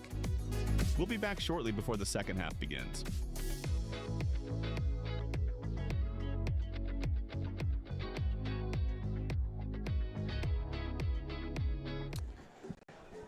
Back live on the Bearcast here at halftime. There's about 5.5 minutes remaining until we kick it off. As we kick off the second half, West Branch will have the option, which I'm guessing they're going to say, hey, we'll take the football. Now, how did we get to where we are as you look at your screens at 15-15? Or if you're listening, it's 15-15 here on the First Main Street Insurance Bearcast. West Branch strikes first after a 3-and-out on an 80-yard Brandon Peterson punt return for touchdown. The extra point made it 7-0. The Cyclones strike right back with an 13-play, 80-yard drive. Touchdown by 2-yard rush by quarterback Jackson Yorger. And then, after a West Branch penalty on the extra point attempt, the ball gets spotted at the 1.5. Cyclones decide to go for 2, and they make it 8-7. And the Bears get the ball right back. 3 plays from the 20 to the Denver 44, and then they get stifled. After a Staker punt puts the Cyclones at their own 9, John, then they take it 91 yards to go up 14-7. The extra point made it 15-7, and things look bleak. The Bears had barely been on offense at that point. Yeah, it was a big drive, obviously. Yeah. Ties the score for, that's quite obvious. But, just to be able to move the ball, because we hadn't really moved the ball that consistently so far in the first half. So we established a few things there. And then, like I said, too, on that scoring touchdown, they really have a weak spot on that weak side of a 3-by-1 formation. So hopefully we keep pounding that. And the Bears tied it up, as John said, with 1:36 left on the clock. They're 69 yards away. And some nice out routes with Brennan Dale to Staker, to Capper, to Peterson. Nice play across the middle. Really nice soft touch pass. Capper for 21 yards to the 10. Get it to 4th and 1. And Dale does the rest on a sneak, led by Shea Kinzinger. People are throwing stuff at my head up here. It's okay. We're gonna make it.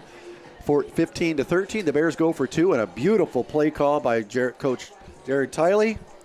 Dale on the play action, and he could have walked it in. I think we all could have ran that one in, John, to tie it up 15-15, and that's where we are right now. Now we look around the district, look some scores of interest for both of these districts. Alburnett, the second place team of this district, the West Branch's district, Class 2A District 5. They are tied scoreless at halftime with the Fighting Casey Boschkas of Cresco Crestwood High School. Dike New Hartford is the three seed from Denver's district, traveling to Wilton, the number 2 in a neighboring district. Dike leads Wilton 22-14 at halftime on the road. Thought that game you could circle it as one of the tougher games. Bellevue, after the team the Bears, 4th-ranked Bellevue was undefeated going into the last week. They are trailing at Waukon 12-0 at halftime. Anamosa leads number 1 seed in the Denver district, Roland Story. Anamosa, the 4 seed from West Branch's district, leads Roland Story 7-6 at the half. So the West Branch, these two districts are tough teams. We said this team was a lot like Alburnett. Well, Alburnett's playing tough against the 1 seed in the Denver district. Here in a second, Coach Sexton is standing right down there by Coach Tiley. Maybe we can get some words with the offensive coordinator. And then we'll get some stats thrown around. They're going to look very one-sided from a yardage perspective, because the Bears have only had 3 possessions. Okay, Coach Tiley, excellent answer there to finish the half. What do you guys say about your offense? Yeah, I mean, didn't feel like we had it very much, but that first drive kind of got stalled. We had a drop, and then, a bad first play that we can't put ourselves in that position. But, that answer there at the end of the half was big, and to get the 2-point conversion to tie it puts us right back in it. And the best thing is we got to start with the ball right here, right? Yeah, we get to start with the ball, so it's important that we put a drive together and move the football and score points. All right, buddy, go get him. Thank you. That's offensive coordinator Jared Tiley. Talk about stats. The West Branch only had the ball 3 times in the first half, John, to 6 times for Denver. 184 total yards for Denver, 103 for West Branch. The Cyclones 133 rushing, West Branch 46. Here's the rare stat of the night. Maybe this is the first time you've seen at halftime. West Branch 103 yards, 57 passing, 46 rushing. Brennan Dale 5 for 8. A lot of really good throws to the out. Nice throw over the middle to nice touch pass to Capper. As we talked about, he's 5 for 8, 57 yards. He also has 8 yards rushing. Keaton Gates 5 carries 21. Cooper Gates 217. But the most important thing is, as he said, the Bears got points at the end of the half, guys. It's 15-15 as we begin the second half.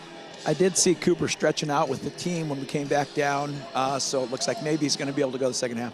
That's great to hear. The senior leader, strong blocker, strong runner, and certainly a defensive hammer as a co-defensive player of the year of the district.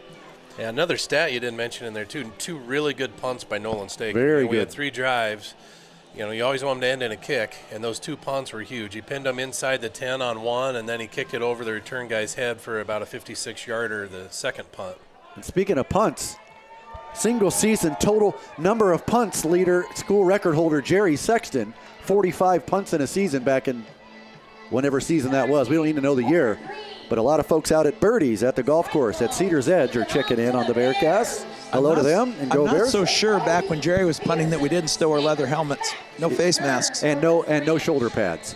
Those Sexton boys are tougher than nails. Well, here we go. 12 minutes on the clock. This time it's a deeper kick Back to Christoffel at the 15. Just going to go straight ahead, follow blockers. Gets to the 25. There's a flag coming in late. Looks like it's probably going to be a holding on West Branch, is my guess. Let's wait and see. When someone's laying on top of someone in the middle of a scrum, usually that's the call. Yeah, he did signal hold. Holding West Branch. That is a large penalty anytime, but specifically you got the ball at the 26. Now after the walk-off, that baby's going to go back to around the 16. So Coach Tiley said he wants the Bears to get a sustain, a nice drive put together here and try to get points on the board. If they want to do it, they're going to have to do it from 84 yards away. 1st and 10 West Branch at their own 16. See if they can build upon that confidence from that drive at the end of the first half. Establish the run that they've established all year. Good to see Cooper Gates back in, that double wing on the right with Capper. Keaton Gates, the only back behind Dale. Handoff is to Gates across the left side. He is stonewalled at the line of scrimmage. May even have lost a yard. Good job by the whole right side of that Cyclone defense. Loss of 1. 2nd and 11 coming. They're trying to bring a counter back to the weak side of that 3-by-1 formation I was talking about. It just bringing those H-backs across brought both linebackers over too. I'd like to see us just go right at that side.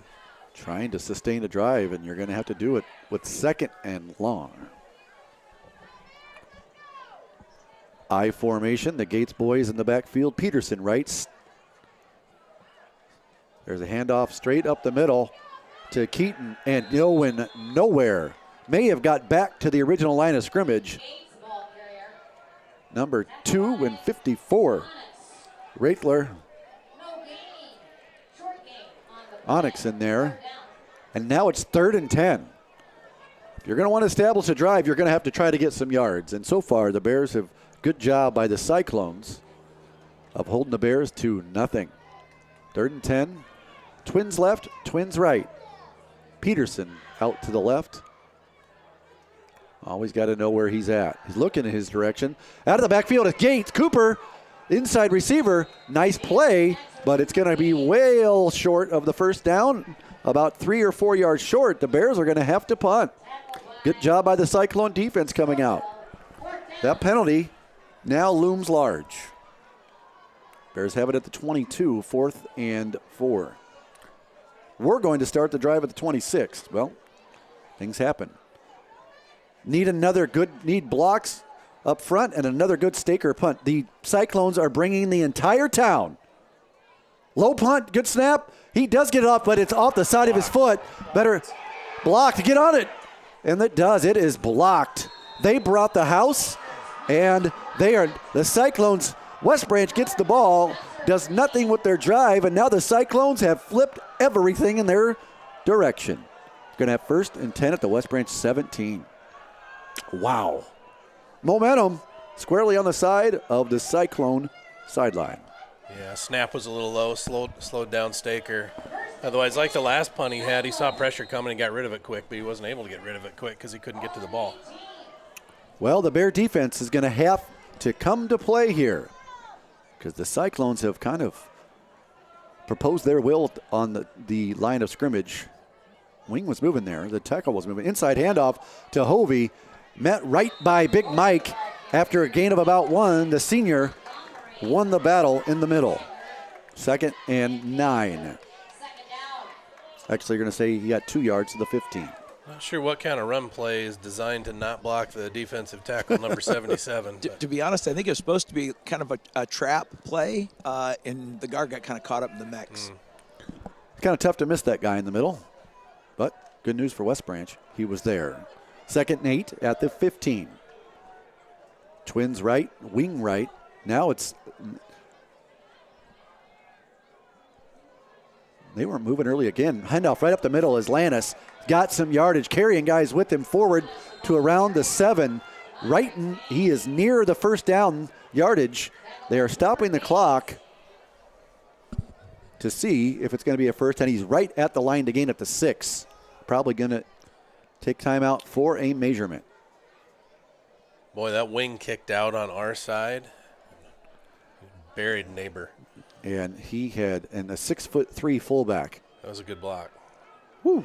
You know, the movement there, I think it's almost like just really, really late motion too, right? He's coming across. He's not necessarily going forward, so it's really been the left about it. And it's been the left tackle the last play. But no measurement needed. It's 1st and goal Cyclones at the 6.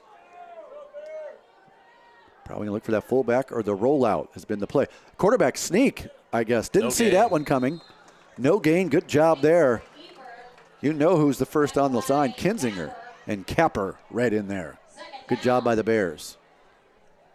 8:28 on the clock. Oh, we got it back. Okay. I'll say it anyway. For now, we got it back. Neo tells me we're good to go for a little while. So 2nd goal at the 6. Be a good time for a stand. That old adage, nobody scores in the north end zone. Yeah. Beast Rummels. I formation. Power to the right. The Bears may have jumped. Or no. No, their receiver There where the moved late. receiver moved. That's a 5-yard walk. That is good news. It's going to be 2nd goal now from the 11. May open the playbook up a little bit more, but still have to get 11 yards instead of 6. That's good news. I'm thinking we're going to see number 7 carrying the ball here. What do you think? I would say that's a pretty good idea. It's been very successful when he's gone to the outside. And it's 4-down territory. They haven't attempted a field goal all year. Huh. Not the best color man in the business for nothing. Shotgun formation. Lannis straight behind. There's the handoff. Straight up the middle is Lannis. Gets to about the 9. Gain of 2. Trepanier on the tackle. Helped out by Neighbor as well. So it's going to bring up 3rd and goal at the 9. Again, don't want to jump, West Branch. Stay set. And I think like Coach Sexton and Coach Hirschman have both said, there are probably 2 plays going to be involved here. Trips left, single set to the right, left, trips right. Rolling right.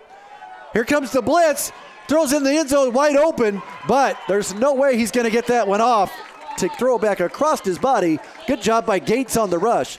That's the first time they got to him, John. He wasn't allowed to put his foot in the ground and move. Yeah, they did. Yeah, Cooper's breathing down his neck from the very beginning. Good job by, I think it was Michael on the end there as well, of stretching that out. Got some different guys coming out. Are we going to get Looks like a field goal tee was tossed out. Probably a fake, if my statistical analysis is correct. Well, you know Coach Peterson would think it was a fake, 100%. So here the Cyclones are going to attempt their first field goal of the year, 26-yard attempt by Carter Lannis. He has the leg. He's had a touchback tonight. High snap. The kick is to the right. Wide right. It is no good. Bears hold. What'd I tell you? Nobody scores in the north end zone. Nobody scores in the north end zone. That's for you, Beast. So, after an offensive set that is stymied by the Cyclones, the Bears defense holds in the north end zone. They're going to take over 1st and 10 at the 20. I think I could hear old Coach Braddock yelling all the way from his house on that one. He doesn't like it when anybody scores in the north end zone either. Well, how about the West Branch Bears can go score in the south end zone here? And let's get a sustained drive, perhaps. 1st and 10, just under 7 minutes to go in the 3rd quarter. 2nd possession for West Branch of this half. Pretty much almost as much as they had in the first half. Receivers left, receiver right. Handoff is up the middle. Keaton cuts back to the right. Gets hit hard, but he gets through the blocker. Hit out of bounds at about the 34-yard line. 14 yards. Good job on the outside there by Peterson with the initial block. That little hiccup when he got tripped up just a little bit may have saved 6 there for Denver. But the Bears get a little space. 14 yards, nice first down gain. They've been hard to come by on the ground for the Bears. Just crossed over the 50-yard rushing mark, or 60 yards for the game, when they average around 250. There's a quick pitch out to Keaton. This time he gets the handle behind the back. Actually gets his foot down. The Cyclones were in great position to take him down for a loss, but he gets past the first man, puts his foot in the ground, and ends up getting 5 yards. Wow. I'd still like to see us in that look, bring it back to the weak right side. Yeah. They've got extra guys up there, and they're trying to stop that very play. That's been a really successful play for us this year, and a big play.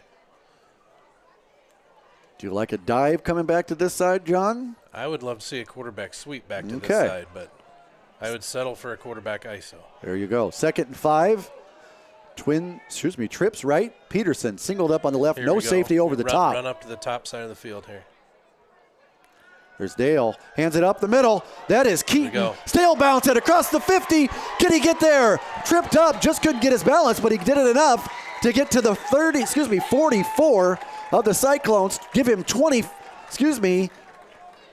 19 and a Bear 1st and 10. That offensive line is starting to get a little bit of rhythm. Stay in those 3-by-1s and keep pounding that weak side till they change. Coach Hirschman called it. He wanted it. He got it. 17-yard carry. A 14-yard carry, a 6-yard carry, and a 17-yard carry for Keaton on this drive. And now the Bears are in Cyclone territory. And they did change their defense now. Drop back to pass. It's tipped. Ooh, that was, thank goodness the linebacker slipped to the floor, or he might be running this thing to that north end zone, Johnny. For sure. It about landed on his back when he was laying on the ground. Number 2, Lincoln Rodler. Good news, incomplete. He had his man on the twist, but big lineman up front, as we've said, batted it down. It looked like he had Staker here on the break, watching it back. He was open. Okay, here we go again. There's your trips left. Something Single to the right. weak side now. Handoff is to Geaton off the right, dragging a guy with him before he gets stood up at about the 43. Gets 1 yard. Now here we go again for West Branch. This is the second time they've got it down to exactly the 44. Kinziger's slow to get up, but he is. I think that's sorry, Jason. Go ahead, you're good. I think that's what they're trying to do to that weak side, but they're pulling guys or pulling the H back, and it's just coming from too far away. I'd like to see it just hit it right away. So 3rd and 9. 4:45 in the third quarter. The Bears had a good drive going here. Now it's stalled. Trips left. Staker right. Nobody over top of him. They're rolling left. This time he throws it out. Can he get there? No. That throw was kind of rushed. It was meditated by Landis coming in off the rush. Good job by the Cyclones. After the Bears get their foot ground going, get a drive going, the Cyclones hold again. Yeah, Keaton did a good job picking up that blitz, but it was deep enough in the backfield that Brennan was never able to really get his feet going towards the receiver. Off balance throw floating to his side. Well, he did a good job of throwing it away. He did. This time the Cyclones are this time set back a little bit. They used to have about 30 guys in the line. There's the snap. There's the punt. It's a good end-over-end punt. Will it stop? Takes a West Branch bounce. They're right on it. Stop it. Griffin Seidel is on it at about the 1. Great job. Great punt by Staker. Fantastic coverage by the Bears. Griff Seidel for the second week. Last week I said it was Christoffel. It was actually Griffin Seidel. Stopped it at the 5 last week. This time the Cyclones are going to have to go 99 yards. 99 and a half. And the Bears defense need to come to work on the long field this time. Last time the Cyclones had it 90 plus. They took it 15 plays and got 8 points out of it. Yeah, we almost played that ball a little bit too close. His foot was almost standing on the goal line when he touched it. But good job. And here we go. Probably the biggest defensive stand the Bears need of the night. There's a handoff straight up the right side. He's going to get forward across the 5 to the 6. Number 1, Landis is something else. I mean, that's a big man. 6'3", you're not just going to stand him straight up. He's going to fall forward for a 1 or 2 yard gain. But it gives them a little space, does it, the Cyclones, at 2nd and 5.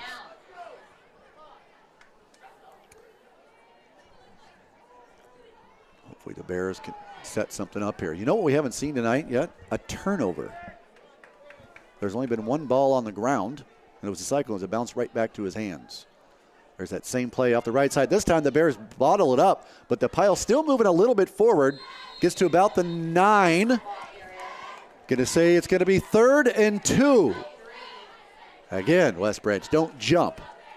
But this is one of those situations, Johnny, do you look at number 7 and say, hey, put it in the hands of probably our best athlete, or do you give it back to number 1?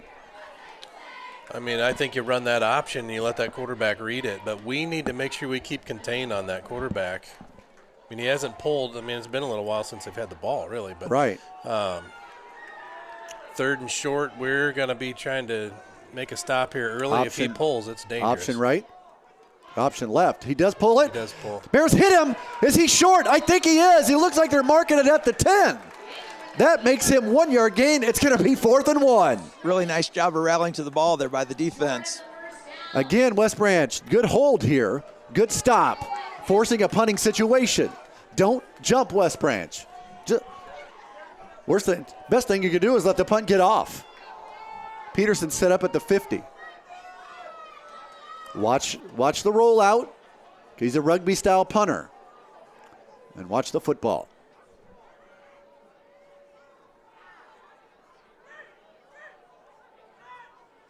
The snap's a good one. He's going to run it. He's going to be short. Ooh, that is close. It's going to be very close. Barney, you're right on the spot. It just depends on which guy they're going to count as the spot. The guy on our sidelines has him short. If it's the guy on the West Branch sideline, they give it to the guy on their sideline. He's short of the 11. I don't know. They say first down. I don't understand it. Why you don't get – they give it to the guy that's closer to the spot, was that side of the field. Tell you what, that is the Riverboat Gambler, and boy, did it pay off. Wow. Just said this guy's a rugby punter, and you watch it back, and that was blocked. Well, it could have been a false start on their up back on that too. 66 is the protector there, and he's flinching and trying to do a cadence and call off our defense to get him to jump. Quarterback handoff right up the middle. Hit at the 15. Lannis, they're going all night with number 1 right now. 6'3", 200-pound back. I might do it too. Give him 4. As Coach Hirschman was alluding to, the problem with that is you start to play the dive and lose responsibility on the outside, and that's when number 7 is going to pull it. You got to give their coach credit for having confidence in his team to do something like that on 4th down from your end zone. There's the handoff to the left side. Nobody there but West Branch defenders. John's favorite open field tackler is on it, Keaton Gates. Spencer Green in on defense there as well. One guy you don't see on the field right now. Oh, there he is. So it's going to be 1 yard on that gain, bringing up 3rd and 5 at the 16. Another big situation here for West Branch. This time, Johnny, I think you'll see number 7 probably going to keep the ball in his hands. Looking to the right side for a rollout. Keeper or what? There it is. Rolling out. Looking for a man. He's got a receiver wide open, complete at the 35, 36-yard line. Nice completion there to Knobloch. A nice pickup of about 20 yards. 30 seconds left to go in the third quarter. 21-yard completion to 37. 3rd down conversions and 4th down conversions have been a bugaboo tonight for the West Branch defense. This team's not afraid. Wow. Let the quarter run out. We've got some long-distance listeners tonight. I know my better half's down in Naples, Florida, listening to us. I think Todd Zakula's listening up in Grundy Center. Zink. And I think old Shannon Hubler might even be listening out in Oregon if he figured out how to turn his computer The vaunted owner of the vaunted Downeyville One-Eyes. Both of them are on the air tonight. That's right. But here we are, the end of the third quarter. Nobody scored that quarter. A lot of things going on. It's 15 all. 12 minutes of football left in regulation. Don't go anywhere. We're going to stay with you here live as we go through the corner. Nice crowd here for playoff football. Some guys checking in some more scores. Another one of interest from other districts. Mid-Prairie, number 1 seed with a 4 seed North Fayette Valley tied at halftime at 13. There is nobody on the eastern side of the state tonight that's pulling away from one team or the other. This is a 1 seed West Branch team that put up 43 points last week, are playing a 4 seed, and we're tied.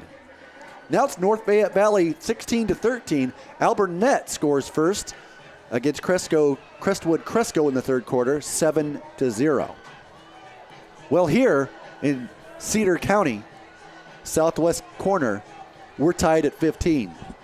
And this has been some exciting football.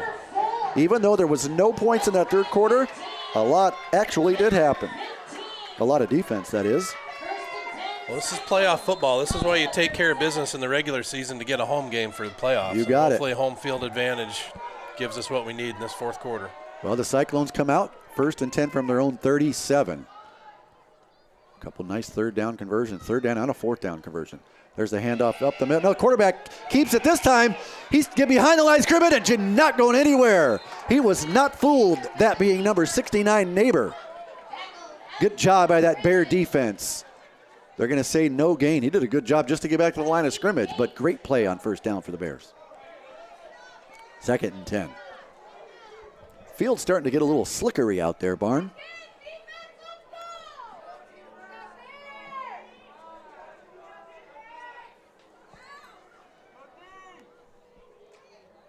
Second and 10.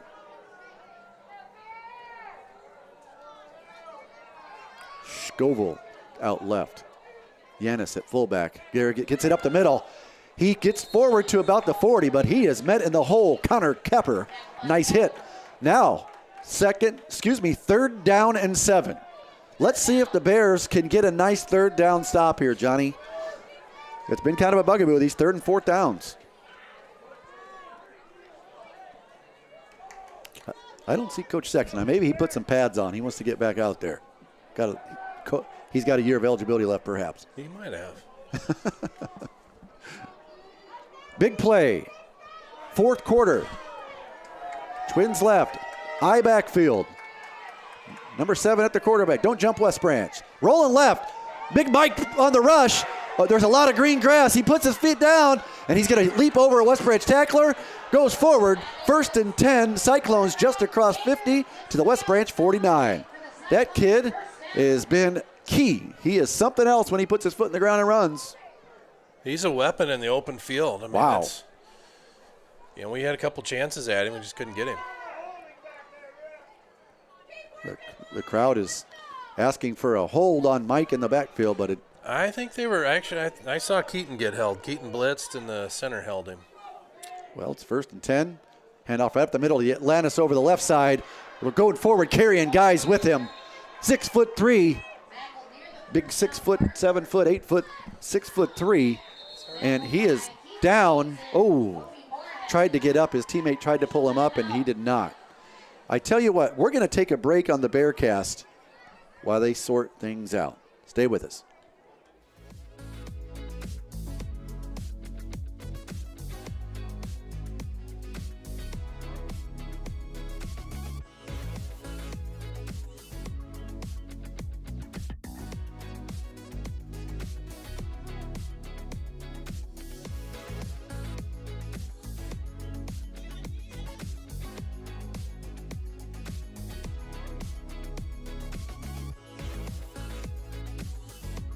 The Bearcast is currently... John saying out there, well, this team is just wearing on us on West Branch right now. Number 1, Lannis, the leading rusher, 6'3", goes off under his own power. Good to see that. But they do wear on you. I mean, it's 3 downs to get a first down almost every time and just methodical. Their left side was moving. Hovey gets over that left side.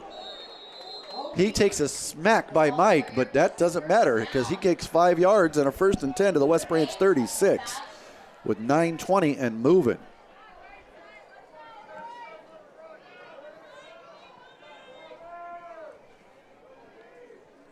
Our white hat here must have a date tonight because it seems like every time there's a first down, he's starting the clock before they even start to move the sticks.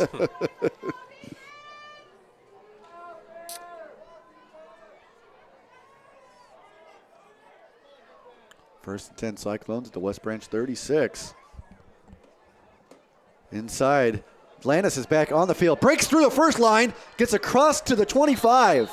And that looks to be another, they're going to mark him short. Man, he was out for a play, comes right back to him. And this kid is doing special things, but when you've got an offensive line getting a 4-yard push, I might be able to get some yardage. Yeah, they've got something on that power play when they bring that guy across the formation in motion. They're going to give him a 1st and 10 at the 26 of West Branch. Clock moving, 8:23, sorry. There's a light out on the north end zone. Well, not scoring in the north, but they're certainly driving in the south. The entire West Branch defense moves. Jeepers. Can't do that. It's the 3rd time tonight. The Bears have fallen for the old hard count trick, and it's cost them now 15 yards total. 5 on that play down to the 21.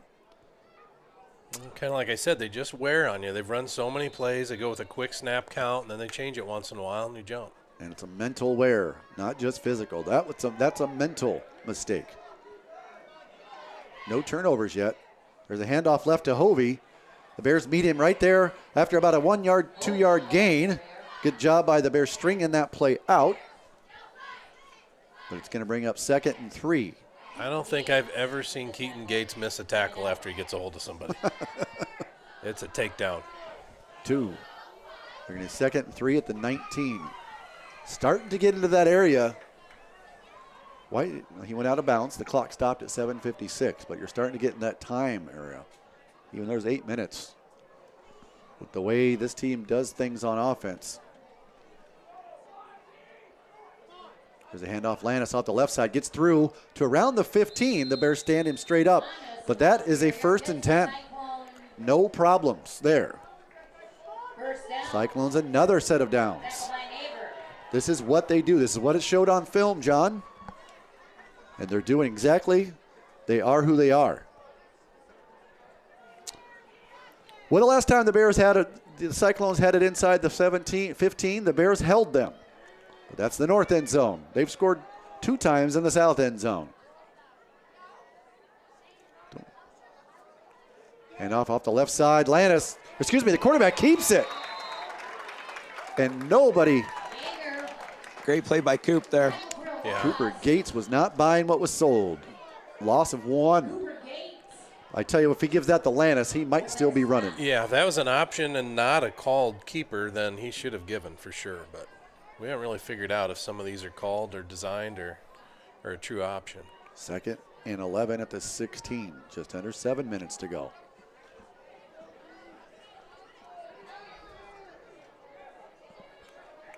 Got ourselves a football game here in West Branch.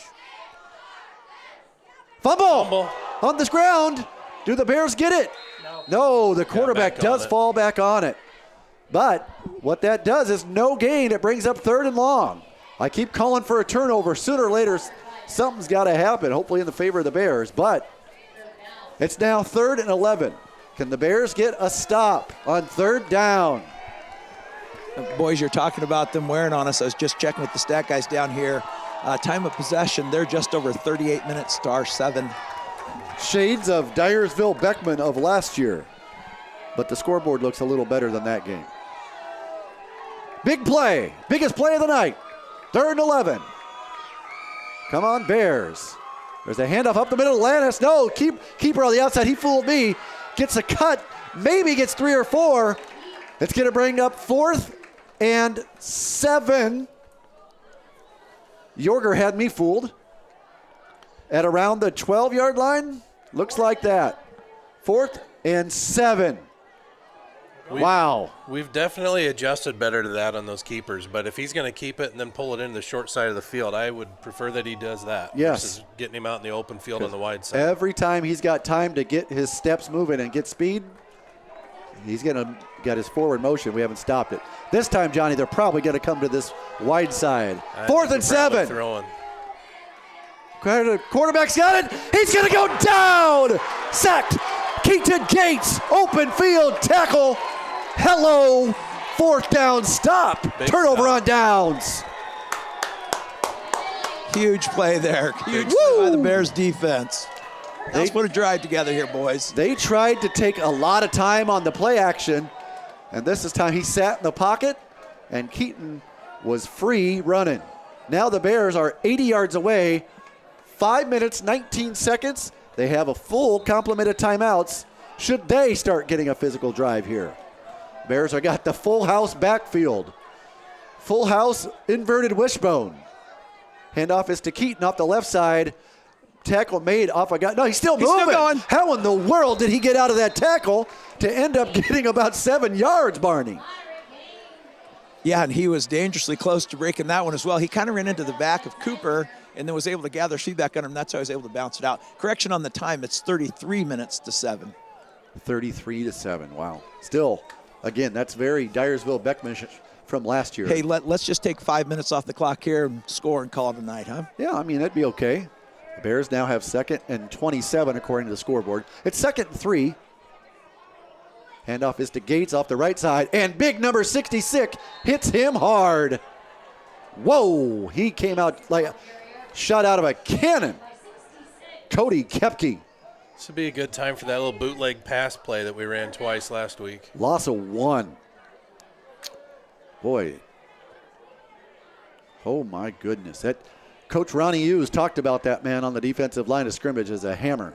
Showed it there. Now the Bears are going twins right, twins left. Keaton's the only guy in the backfield with him.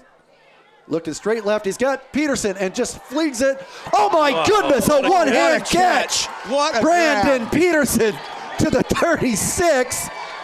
Wow. I didn't think there's any way he was even No going to way. get to the ball. That was thrown Little before he's catch. out of the break. Luckily, he's a 10-7 guy, the 100 to get there. Yeah. Great job getting his head around and then finding that ball. Man, 'Cause Brennan threw that well before he broke. Throws the stick 'em on the gloves. Holy cow. Maybe the play of the year for West Branch. If you're thinking of everything involved, the situation, Yeah. well, the Bears keep going here at 4 I'd minutes. love that bootleg pass out of a 1st or 2nd down instead of 3rd down. Keaton off the left side, and there are a lot of white jerseys. He bounces off a couple and gets 5 yards. When he comes to that hole on the left side, all he's seeing is a white squall, if you will, and ends up getting 5, John. Yeah, we're a little under 4 minutes here. And the other thing, too, with Reese Ginrich, we just have to get into field goal range. Probably. Burn clock. You'd like to get to at least probably at the 25. 42, 43 yards. He's got the leg to 45, obviously. 50 even if you need it. But you want to burn clock. Trips right. Peterson single left, 2nd and 5 at the 41. Looking for Peterson deep. He's got his man. Can he get to it? Overthrows him. That is very rare you can overthrow that man. He had a step. If that's there, that's 6. Wow. Had him, just didn't quite get enough air under it. So it brings up 3rd and 5 for the Bears at the 41. You got to like that, taking a shot, stretching the defense out a little bit. Got to keep them honest. 3rd and 5. Yorger, the quarterback's actually on coverage there with him. You can tell they got their best athlete on the best athlete of West Branch. Johnny's that slant open maybe here. Rolling right. Put your foot in the ground. He's got yardage. He can get it. Run it. He does. Oh, he gets hit backward. Great tackle on the outside. He's going to be about 3 yards short. 2. Wow. Nice open 4th field and 3. tackle. My goodness. 4th and 3. We're going to have to punt. You got to. Yeah, you can't turn the ball over on downs here. And The hopefully. way our defense is playing. Yeah. Are they going to come with the rush here, are the Cyclones this time? My guess is they come hot here. They want a short field with the way their offense works. Well, they only have 4 on the line. It doesn't look like it. Get a good snap here. Launch one. Snaps a little high, but he gets it off. And is a bomb. Caught it at about the 12. Bears coverage is there. Can they get to him? Cuts Good back to job. the middle. The coverage is there. Stops him at the 19. Nice Great. play by Motley Johnston. The And freshman. great job by Maddox Rushton, too, because actually I think Christophel's supposed to be the outside contain here, and he overran it a little bit, and Maddox covered for him, got that kid to have to hesitate. Give him 41 yards on the punt, 8 yards on the return. 2:56 on the clock. This is what football is made of. You're a number 4 seed on the road at a number 1 seed. You got 3 minutes. You got 3 timeouts. You've got 81 yards to go. I say it's time for a turnover. We've been calling for it. It was almost on last drive. Twins right, single way out to the outside left. Fullback, it's Lannis. Handoff short. They met. Little confusion again, but the 6'3" man gets forward for a 5-yard gain. Those two guys hit hard and somehow gets through it. Yeah, quarterback bobbled the snap to begin with. Yeah. Keep Barney, we calling almost for got that it. turnover. We might get it. Come on, Barney, keep it going. Cedar Valley Hex is being shot down here. Sutliff Stair got everything going, boys. 2nd and 5 at the 24-yard line. I think I've seen that Sutliff stare before. That's scary. Little more of a threat. There's a man going right. The quarterback fakes the throw. Throws across the middle. He's got a man wide open. It is tipped by the man. Caught. That is incomplete. What is going on in the middle? Calm down. Incomplete. Hit it. Yes, they're going to say incomplete. He bobbled it, established it, but when he hit the ground, the ball came incomplete. Dropped it again. It was Wow. a great catch. I was Good afraid call. he was signaling that he was down. Yes. Instead of the ball being down. Well, that brings up 3rd and 6. I know this is going to be cliche, and I've said it many other times, but this is the biggest 3rd down of the entire season for the Bear defense. 2:13. Well, and that stopped the clock for us there, too. If we get them stopped short here, we're going to call a timeout. Put ourselves in good position here. I would be shocked if number 1 or 7 don't have the football here. Don't jump, West Branch. Don't jump. There's 7. Dive fumble on the play. Right back to the quarterback, and he's going to get taken down for a loss. Timeout. Now call a big timeout. loss back to the 13. Timeout. Let's go. Get the timeout, West Branch. No, they're not Why are going we to call not calling timeout. it? Yes, now they did. They let about 10 seconds go off. The Bears get a Yeah, timeout. you got to be ready for that. That is a loss of 15. Lost back to the 14. Good job, 10 defense. seconds. I tell you what, let's take a quick break here because we're going to come back. The season is on the line here on the Bearcast.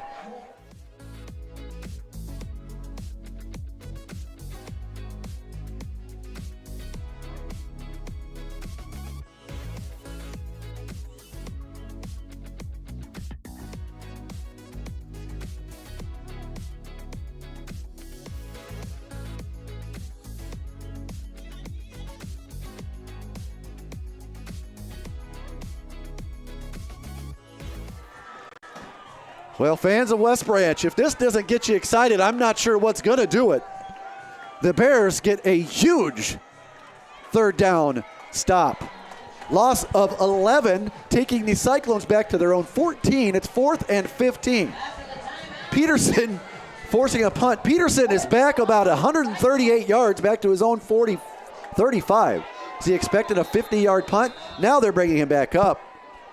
Yeah, Barney was talking on the side of the timeout. Just let this guy punt it away. Catch it and get a possession. That guy, the punt is off. It's off the side of his foot. Get away. Get a bounce. That is out of bounds. Yeah, that's out the of Bears bounds. should have it around their own 40, Yep. around the Cyclone 40. And that's exactly where it's going to be, at the 40-yard line. A 26-yard punt. The Bears have 40 yards. They have 2 timeouts and a minute and 52 seconds, John. We got to get to what, about the 25 for Reese? To get into field goal range. I mean, that's still a long field goal, but. Bears. Ball on the 40. Chris Slaw checking in saying, Barney, don't you dare say things bad about that Valley X. It works every time. It was the Cedar Valley. It was the Sutliff didn't have anything to do with it. The Bears come out with the ball. Double wing right. Season's on the line of regulation. Here we go. Tied at 15. Handoff, no, fake. Dale looking left. He's thrown it deep. He's got it. Oh, it's bobbled up in the air. Peterson comes, makes the catch at the 10. That ball was a loose football. That was a jump ball. Peterson goes and gets it. Now the Bears are knocking on the door in the Allison red zone. Yeah, that was that bootleg. Yeah, that ball came out funny, but Wow. it worked out well. The biggest play of the year, a 50-50 ball, and the Bears get it. Let that clock run, a minute 30 and moving. Yeah, underthrown. The defender never did find it, and luckily Brandon did. If I'm doing my Fidelity Bank math here, Johnny can get it down to about 110 would be safe. The 1st and goal at the 7, and the Bears definitely going to run the clock. And you know the Cyclones are going to want to stop it if they can. Let's just worry about Hold the scoring. football. Don't fumble it. Handoff straight ahead is to Dale, and he's taken back. There's that man, Kopke. Cooper on the carry there. Cooper on the carry, going to be a loss of 2. Timeout, Cyclones with 1:03. A loss of 2. If it comes to it, do we know which hash Reese likes to be on, or does it matter? I think he's more left than he is right. Yeah, but, in practice, every Thursday he kicks from everywhere. Coach Hughes has him kick from right, left, and middle every time. Yeah. So. Now the ball has actually been spotted in the middle. The tackle was made right at the head. Let's look at that, John.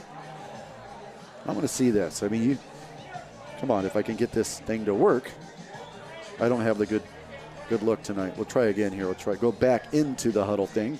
Here's the play. Bears have it on the left hash. The handoff is to Gates. He does bounce a little bit. He is towards the middle of the field, I guess, more than I thought he was. So the Bears have it dead in the middle of the field. They have second goal at the 9 with just over a minute left. At the 10, a loss of 3 on that play. Now, here's situations where you got to coach your quarterback that he has to know you can't.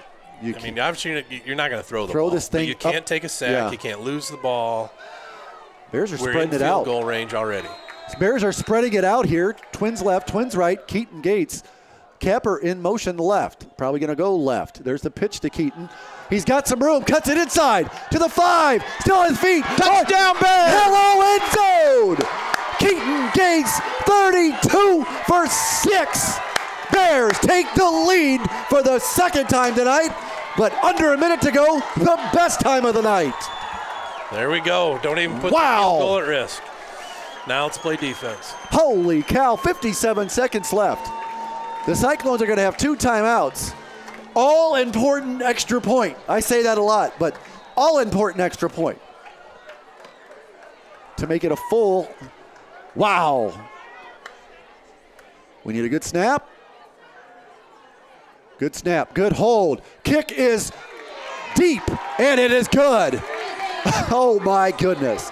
West Branch 22, Denver 15. Wow, Johnny.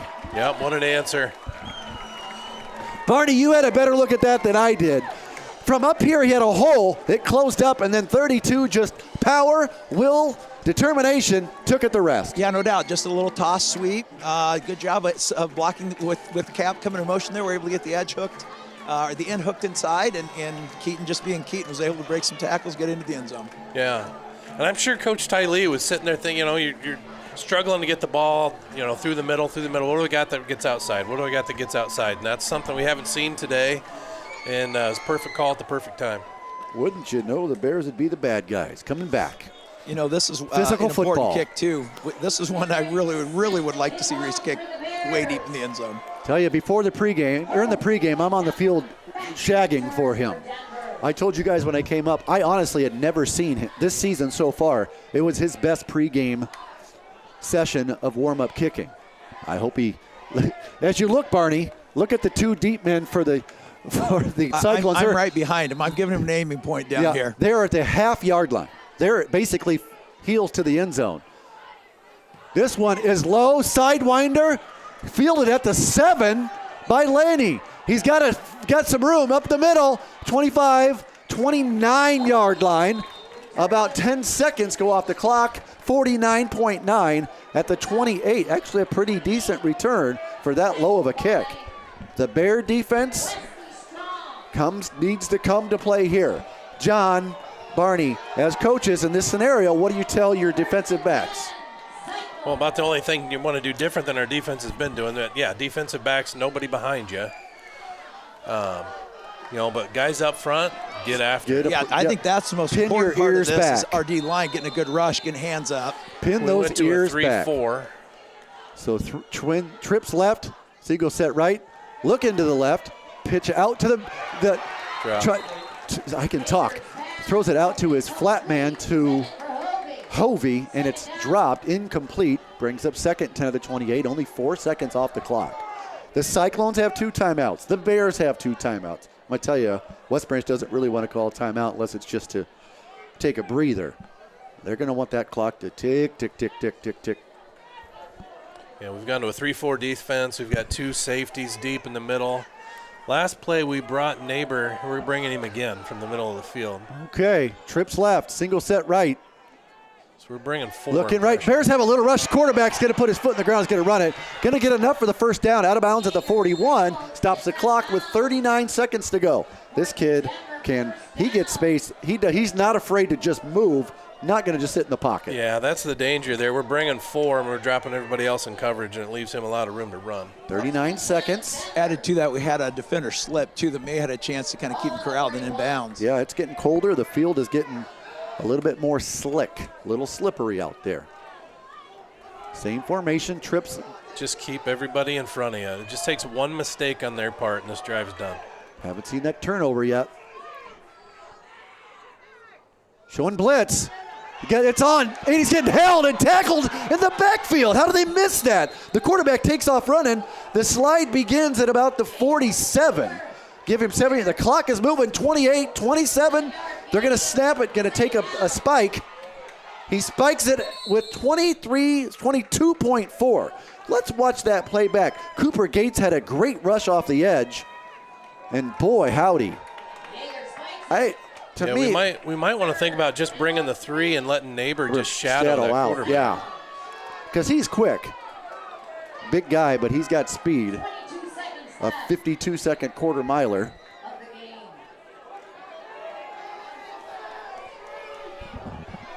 Okay, third and 3 at their own 48. 22.4 seconds. Trips left in the back. That's what we're doing. That's what. Throws it deep. Comes back for it, makes the catch. The defender was in good position, underthrown, and he stays in bounds, but they're going to stop the clock. The ball's at the 31. I think they may have called timeout. 11.6 seconds. My goodness. You can't just make it easy, can you, John? It was reminiscent of that pass that we threw to Brandon where it was underthrown, and our defender didn't find the ball. Looking back at that quarterback run in the middle, Cooper it doesn't matter now. 11.6 seconds. They've got time for about 2 plays. And they've got one timeout remaining. Keep them in front of you. Yes. Because that play, the coverage was there, just underthrown, and it's tough on a receiver, and you're running step for step to stop and come back. Was that a number 3 receiver? Number 2 receiver did kind of a wheel route. It looked like Oliver was in coverage, so I'm kind of curious We'll there. watch that back, I think. Stop exiting out.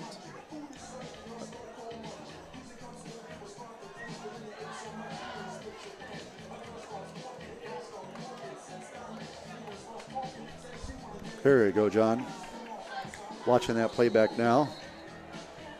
Yeah, it is the wheel on the inside. Yeah, it was the number 3 on a wheel. It was good coverage by Oliver. Yeah, it really was. It's just tough to cover that long on a wheel where you're giving up space right off the bat. 11.6 seconds. 1st and 10. Cyclones at the West Branch 31. Man of motion. Taking his time. Throwing it across the middle. It is complete. At the 15, down to the 13. Timeout is called with 4 seconds left. Wow. That was a cannon. And out of it to Lannis. Easy money. Actually, that was to number 2, Roethler on the catch. At the 14. Wow. Good Lord. Probably time for just one more play. Starting to feel like that Bellevue 100%. game in 2017, I think it was, came down to the end, them marching down the field, and then we intercepted it in the end zone. Well, now let's talk about this. If you're a coach in this scenario, do you go for 2? If you score the touchdown, you're down by 1. This is the playoffs. Season's on the line. Do you go for 2? I would if you're on the road. Exactly. If you're on the road, you go for 2 here. As physical as they've been up front. versus 4 as well. Yes. You know, you're the underdog here. Why not roll the dice? Yeah, and that kicker's field goal attempt didn't look great earlier. So. Is this a scenario, John, as an offensive coordinator too? You go up to the line and see what they go and call another timeout to give your guys more rest, or no? What do you do? I mean, it doesn't look like you might, but then you risk giving them another timeout too. Coach Hughes is 58 yards away from the play. He's down here. Boy. Watch the hard count again too, just to shorten the field. Yes. Trips left. Coach Hughes set isn't right. watching. This is it. Season on the line. Quarterback looks across the middle. Man's wide open. Incomplete. The clock, there's .6. Wow. 6. I'm not sure. How in the world does 4 seconds not run off there? And that ran extra. And that ran extra after it was incomplete. I am uncertain. All I know is I thought that was going to be the last play, but it's not. Oh, my goodness. He got rid of it pretty quick.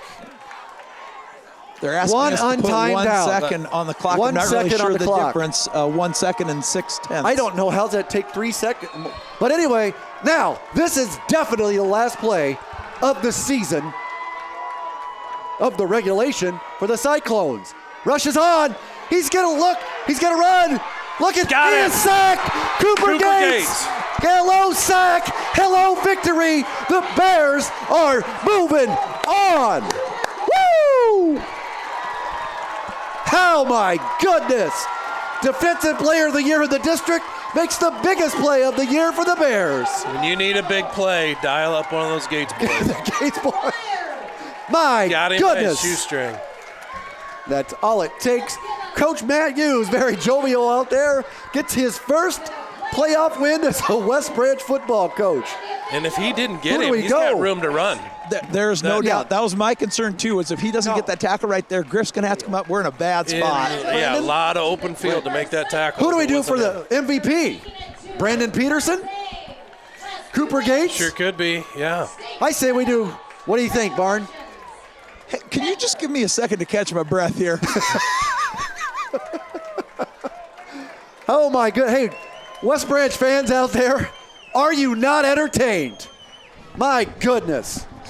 Hey, and you know, Jay, going back to it, I feel terrible having to resort to the Cedar Valley Hex and the Sutliff stare on a bunch of high school kids. But as Chris Law knows, when you got to do it, you got to do it. Big Dave's checking in, John. Says that was blank cutting time. Yeah, the Bears, unbelievable. Certainly was. That was one of the most exciting games I've seen in a long time.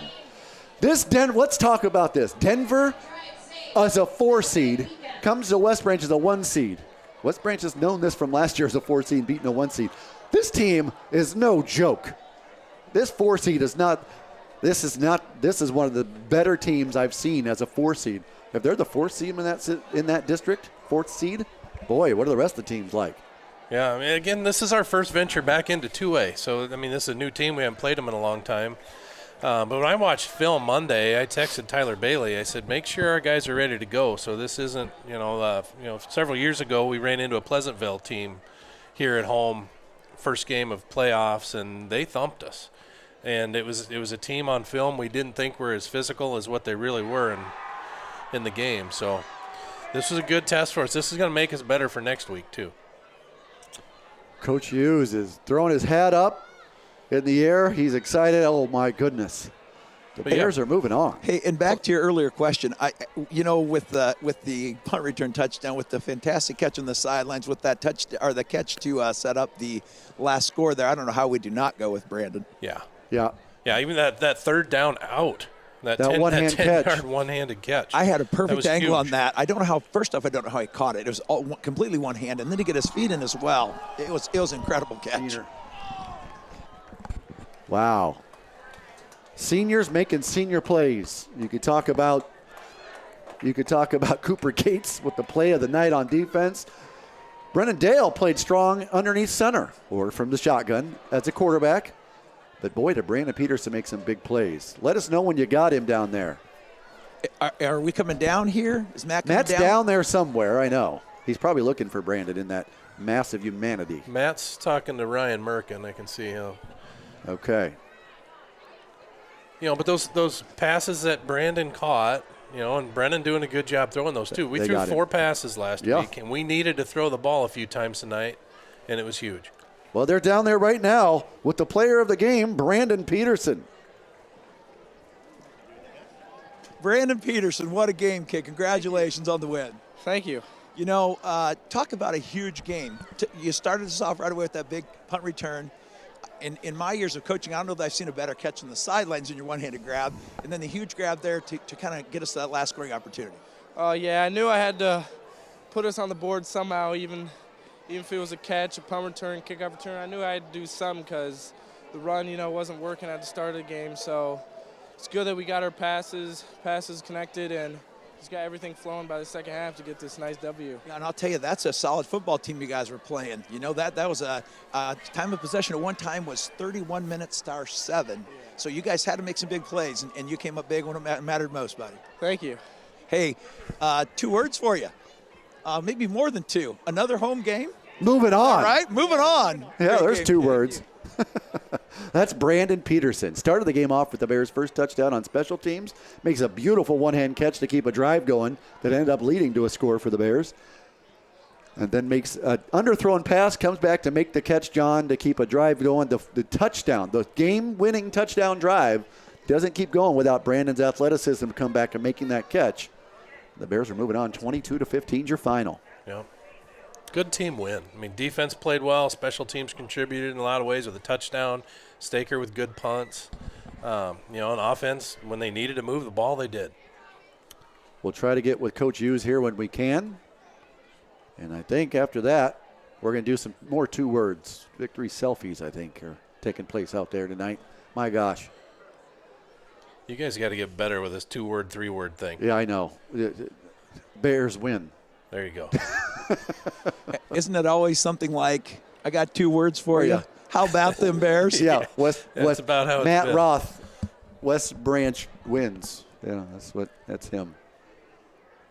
My gosh. One of the more exciting games. I mean, 22-15 with what was on the line. You're in the playoffs. You're at home. You are, as Barney alluded to, I mean, we're going to look at it. I guarantee the time of possession was like 36-13 or 36-12. The math works out because it was. I looked at it. Bears only had the ball 12 minutes and end up with victory. Unbelievable. With all the stuff that was on the line, this team last year was 3-7. 3-7. Now they're 7-2 and moving on to the quarterfinals, and they're going to play here at West Branch. Just don't know who that's going to be against. Still waiting to get Coach Hughes somewhere. He's on the field somewhere in the Mass Humanity, maybe spending time with his family. I see him over here around the 37-yard line towards the middle of the field. We're right next to him. Hoping to get him with you here on the Bearcast in about 20 seconds. We tried to talk to Coach Bailey last week, and I don't think this is going to be a good week to talk to him. He was mad about that clock. Hey, we're going to talk real quick with Mr. Cooper Gates down here as well, boys. All right, go for it. So, Coop, I need you to do me a favor. Count by 7, starting at 100, going backwards. That guy, I don't remember. I can't remember his name, but he's filling in for Scott, I'm so grateful for him, but he's trying to make me do that. I was like, I can't do this. I was like, I can't do this. Even on a good day, huh? Hey, how about those Bears? I know. We're looking at that when the defense need to stand up or step up big.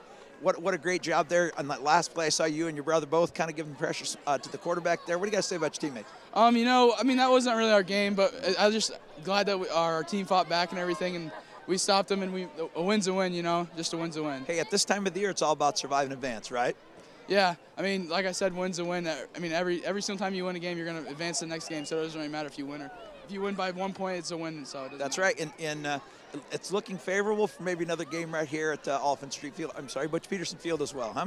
Yeah, that'd be great. I think we play a lot better on this field at home. Last week had a great game at Bellevue, but previous games at away games, it's just not been very good for us. But I know we play so much better when we play here. Another week of practice, buddy. Yeah, just another week in the field. Week on the practice field. This week I know we weren't really focused at the beginning of the week, but we really locked it in at the end. But I'm pretty sure we'll be locked in this week. All right, buddy. Great effort. Thank you. Cooper Gates, the final play of the night, was the biggest play of the Bears' defensive season. Now they're scooting around, are Matt and Barney trying to get a hold of Coach Hughes for the Bearcast. And I'm sure he doesn't have much to say anyway, John, but we'll try anyway. We'll try.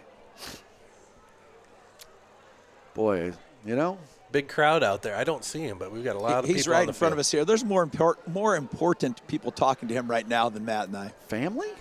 What? Family. Oh. Here he comes. Oh, I see Ty Hughes. I can see his hair. Yes. There he is. Coach Matt Hughes is going to join Barney and Matt on the Bearcast now. You're going to go to my good side? All right, buddy. Where do you want me? Hey, I don't care. Come on, tell me where you want me. Congratulations, fella, first Thanks, off. man. Thank Hey, so what do you got to say about your team there, man? Resilient, family. Man, I don't know how many good words I can say to describe these kids. They don't give up. They're like Rocky Balboa. They just keep fighting. That was an ugly game. You know, at one point in the second half, they were checking with the stat guys. It was 33 minutes possession for them to our 7. You know, for your defense to be on the field that long and still play as well as they did that second half especially. They were hurting us. We got a dose of our own medicine today, and we kind of know how other teams felt when they played us and when we just couldn't stop them when we needed to. So hats off to Denver because they came ready to play, and they were determined to give us the best game of our year. You know, being a 4 seed, they knew that they could play with us, and they did exactly what we do to people typically, and that's how you want a playoff game to end, at the very end. You know, what excitement here in the Little Rose Bowl in front of all these fans with a quality opponent. To come out on top, I'm very thankful and happy about, but either team could have come away with that win. No doubt about it. Best thing about it, let's do it again next Friday, huh? Yeah, we can still play. This is awesome. That's why I told these guys, I'm not done with you. I'm not done with you. I want some more time with you. I love them. They're fantastic kids. They got great hearts. They care about each other, and they're just quality people. So I'm so honored to get to play with them for another week. All right, buddy. Great job. Thank you. Take care, man. Thank you, guys. Well, final score, West Branch 22. Denver 15, Johnny. It's going to be a home game next week. We don't know who the Bears will face, but I think we're going to be right back here on the Bearcast to call it. Yeah, that'll be great. And kind of what Coach Hughes just alluded to, too. You know, this is the first year coaching the program, and every extra week in the playoffs you get is huge. I mean, it's good for the young kids on the sideline, the sophomores and freshmen that don't even get in the game. They get an extra week, 2 weeks of practice, and they learn a lot. And it does a lot for a program in the long term if you continue to have playoff runs. Well, the playoff are going to continue.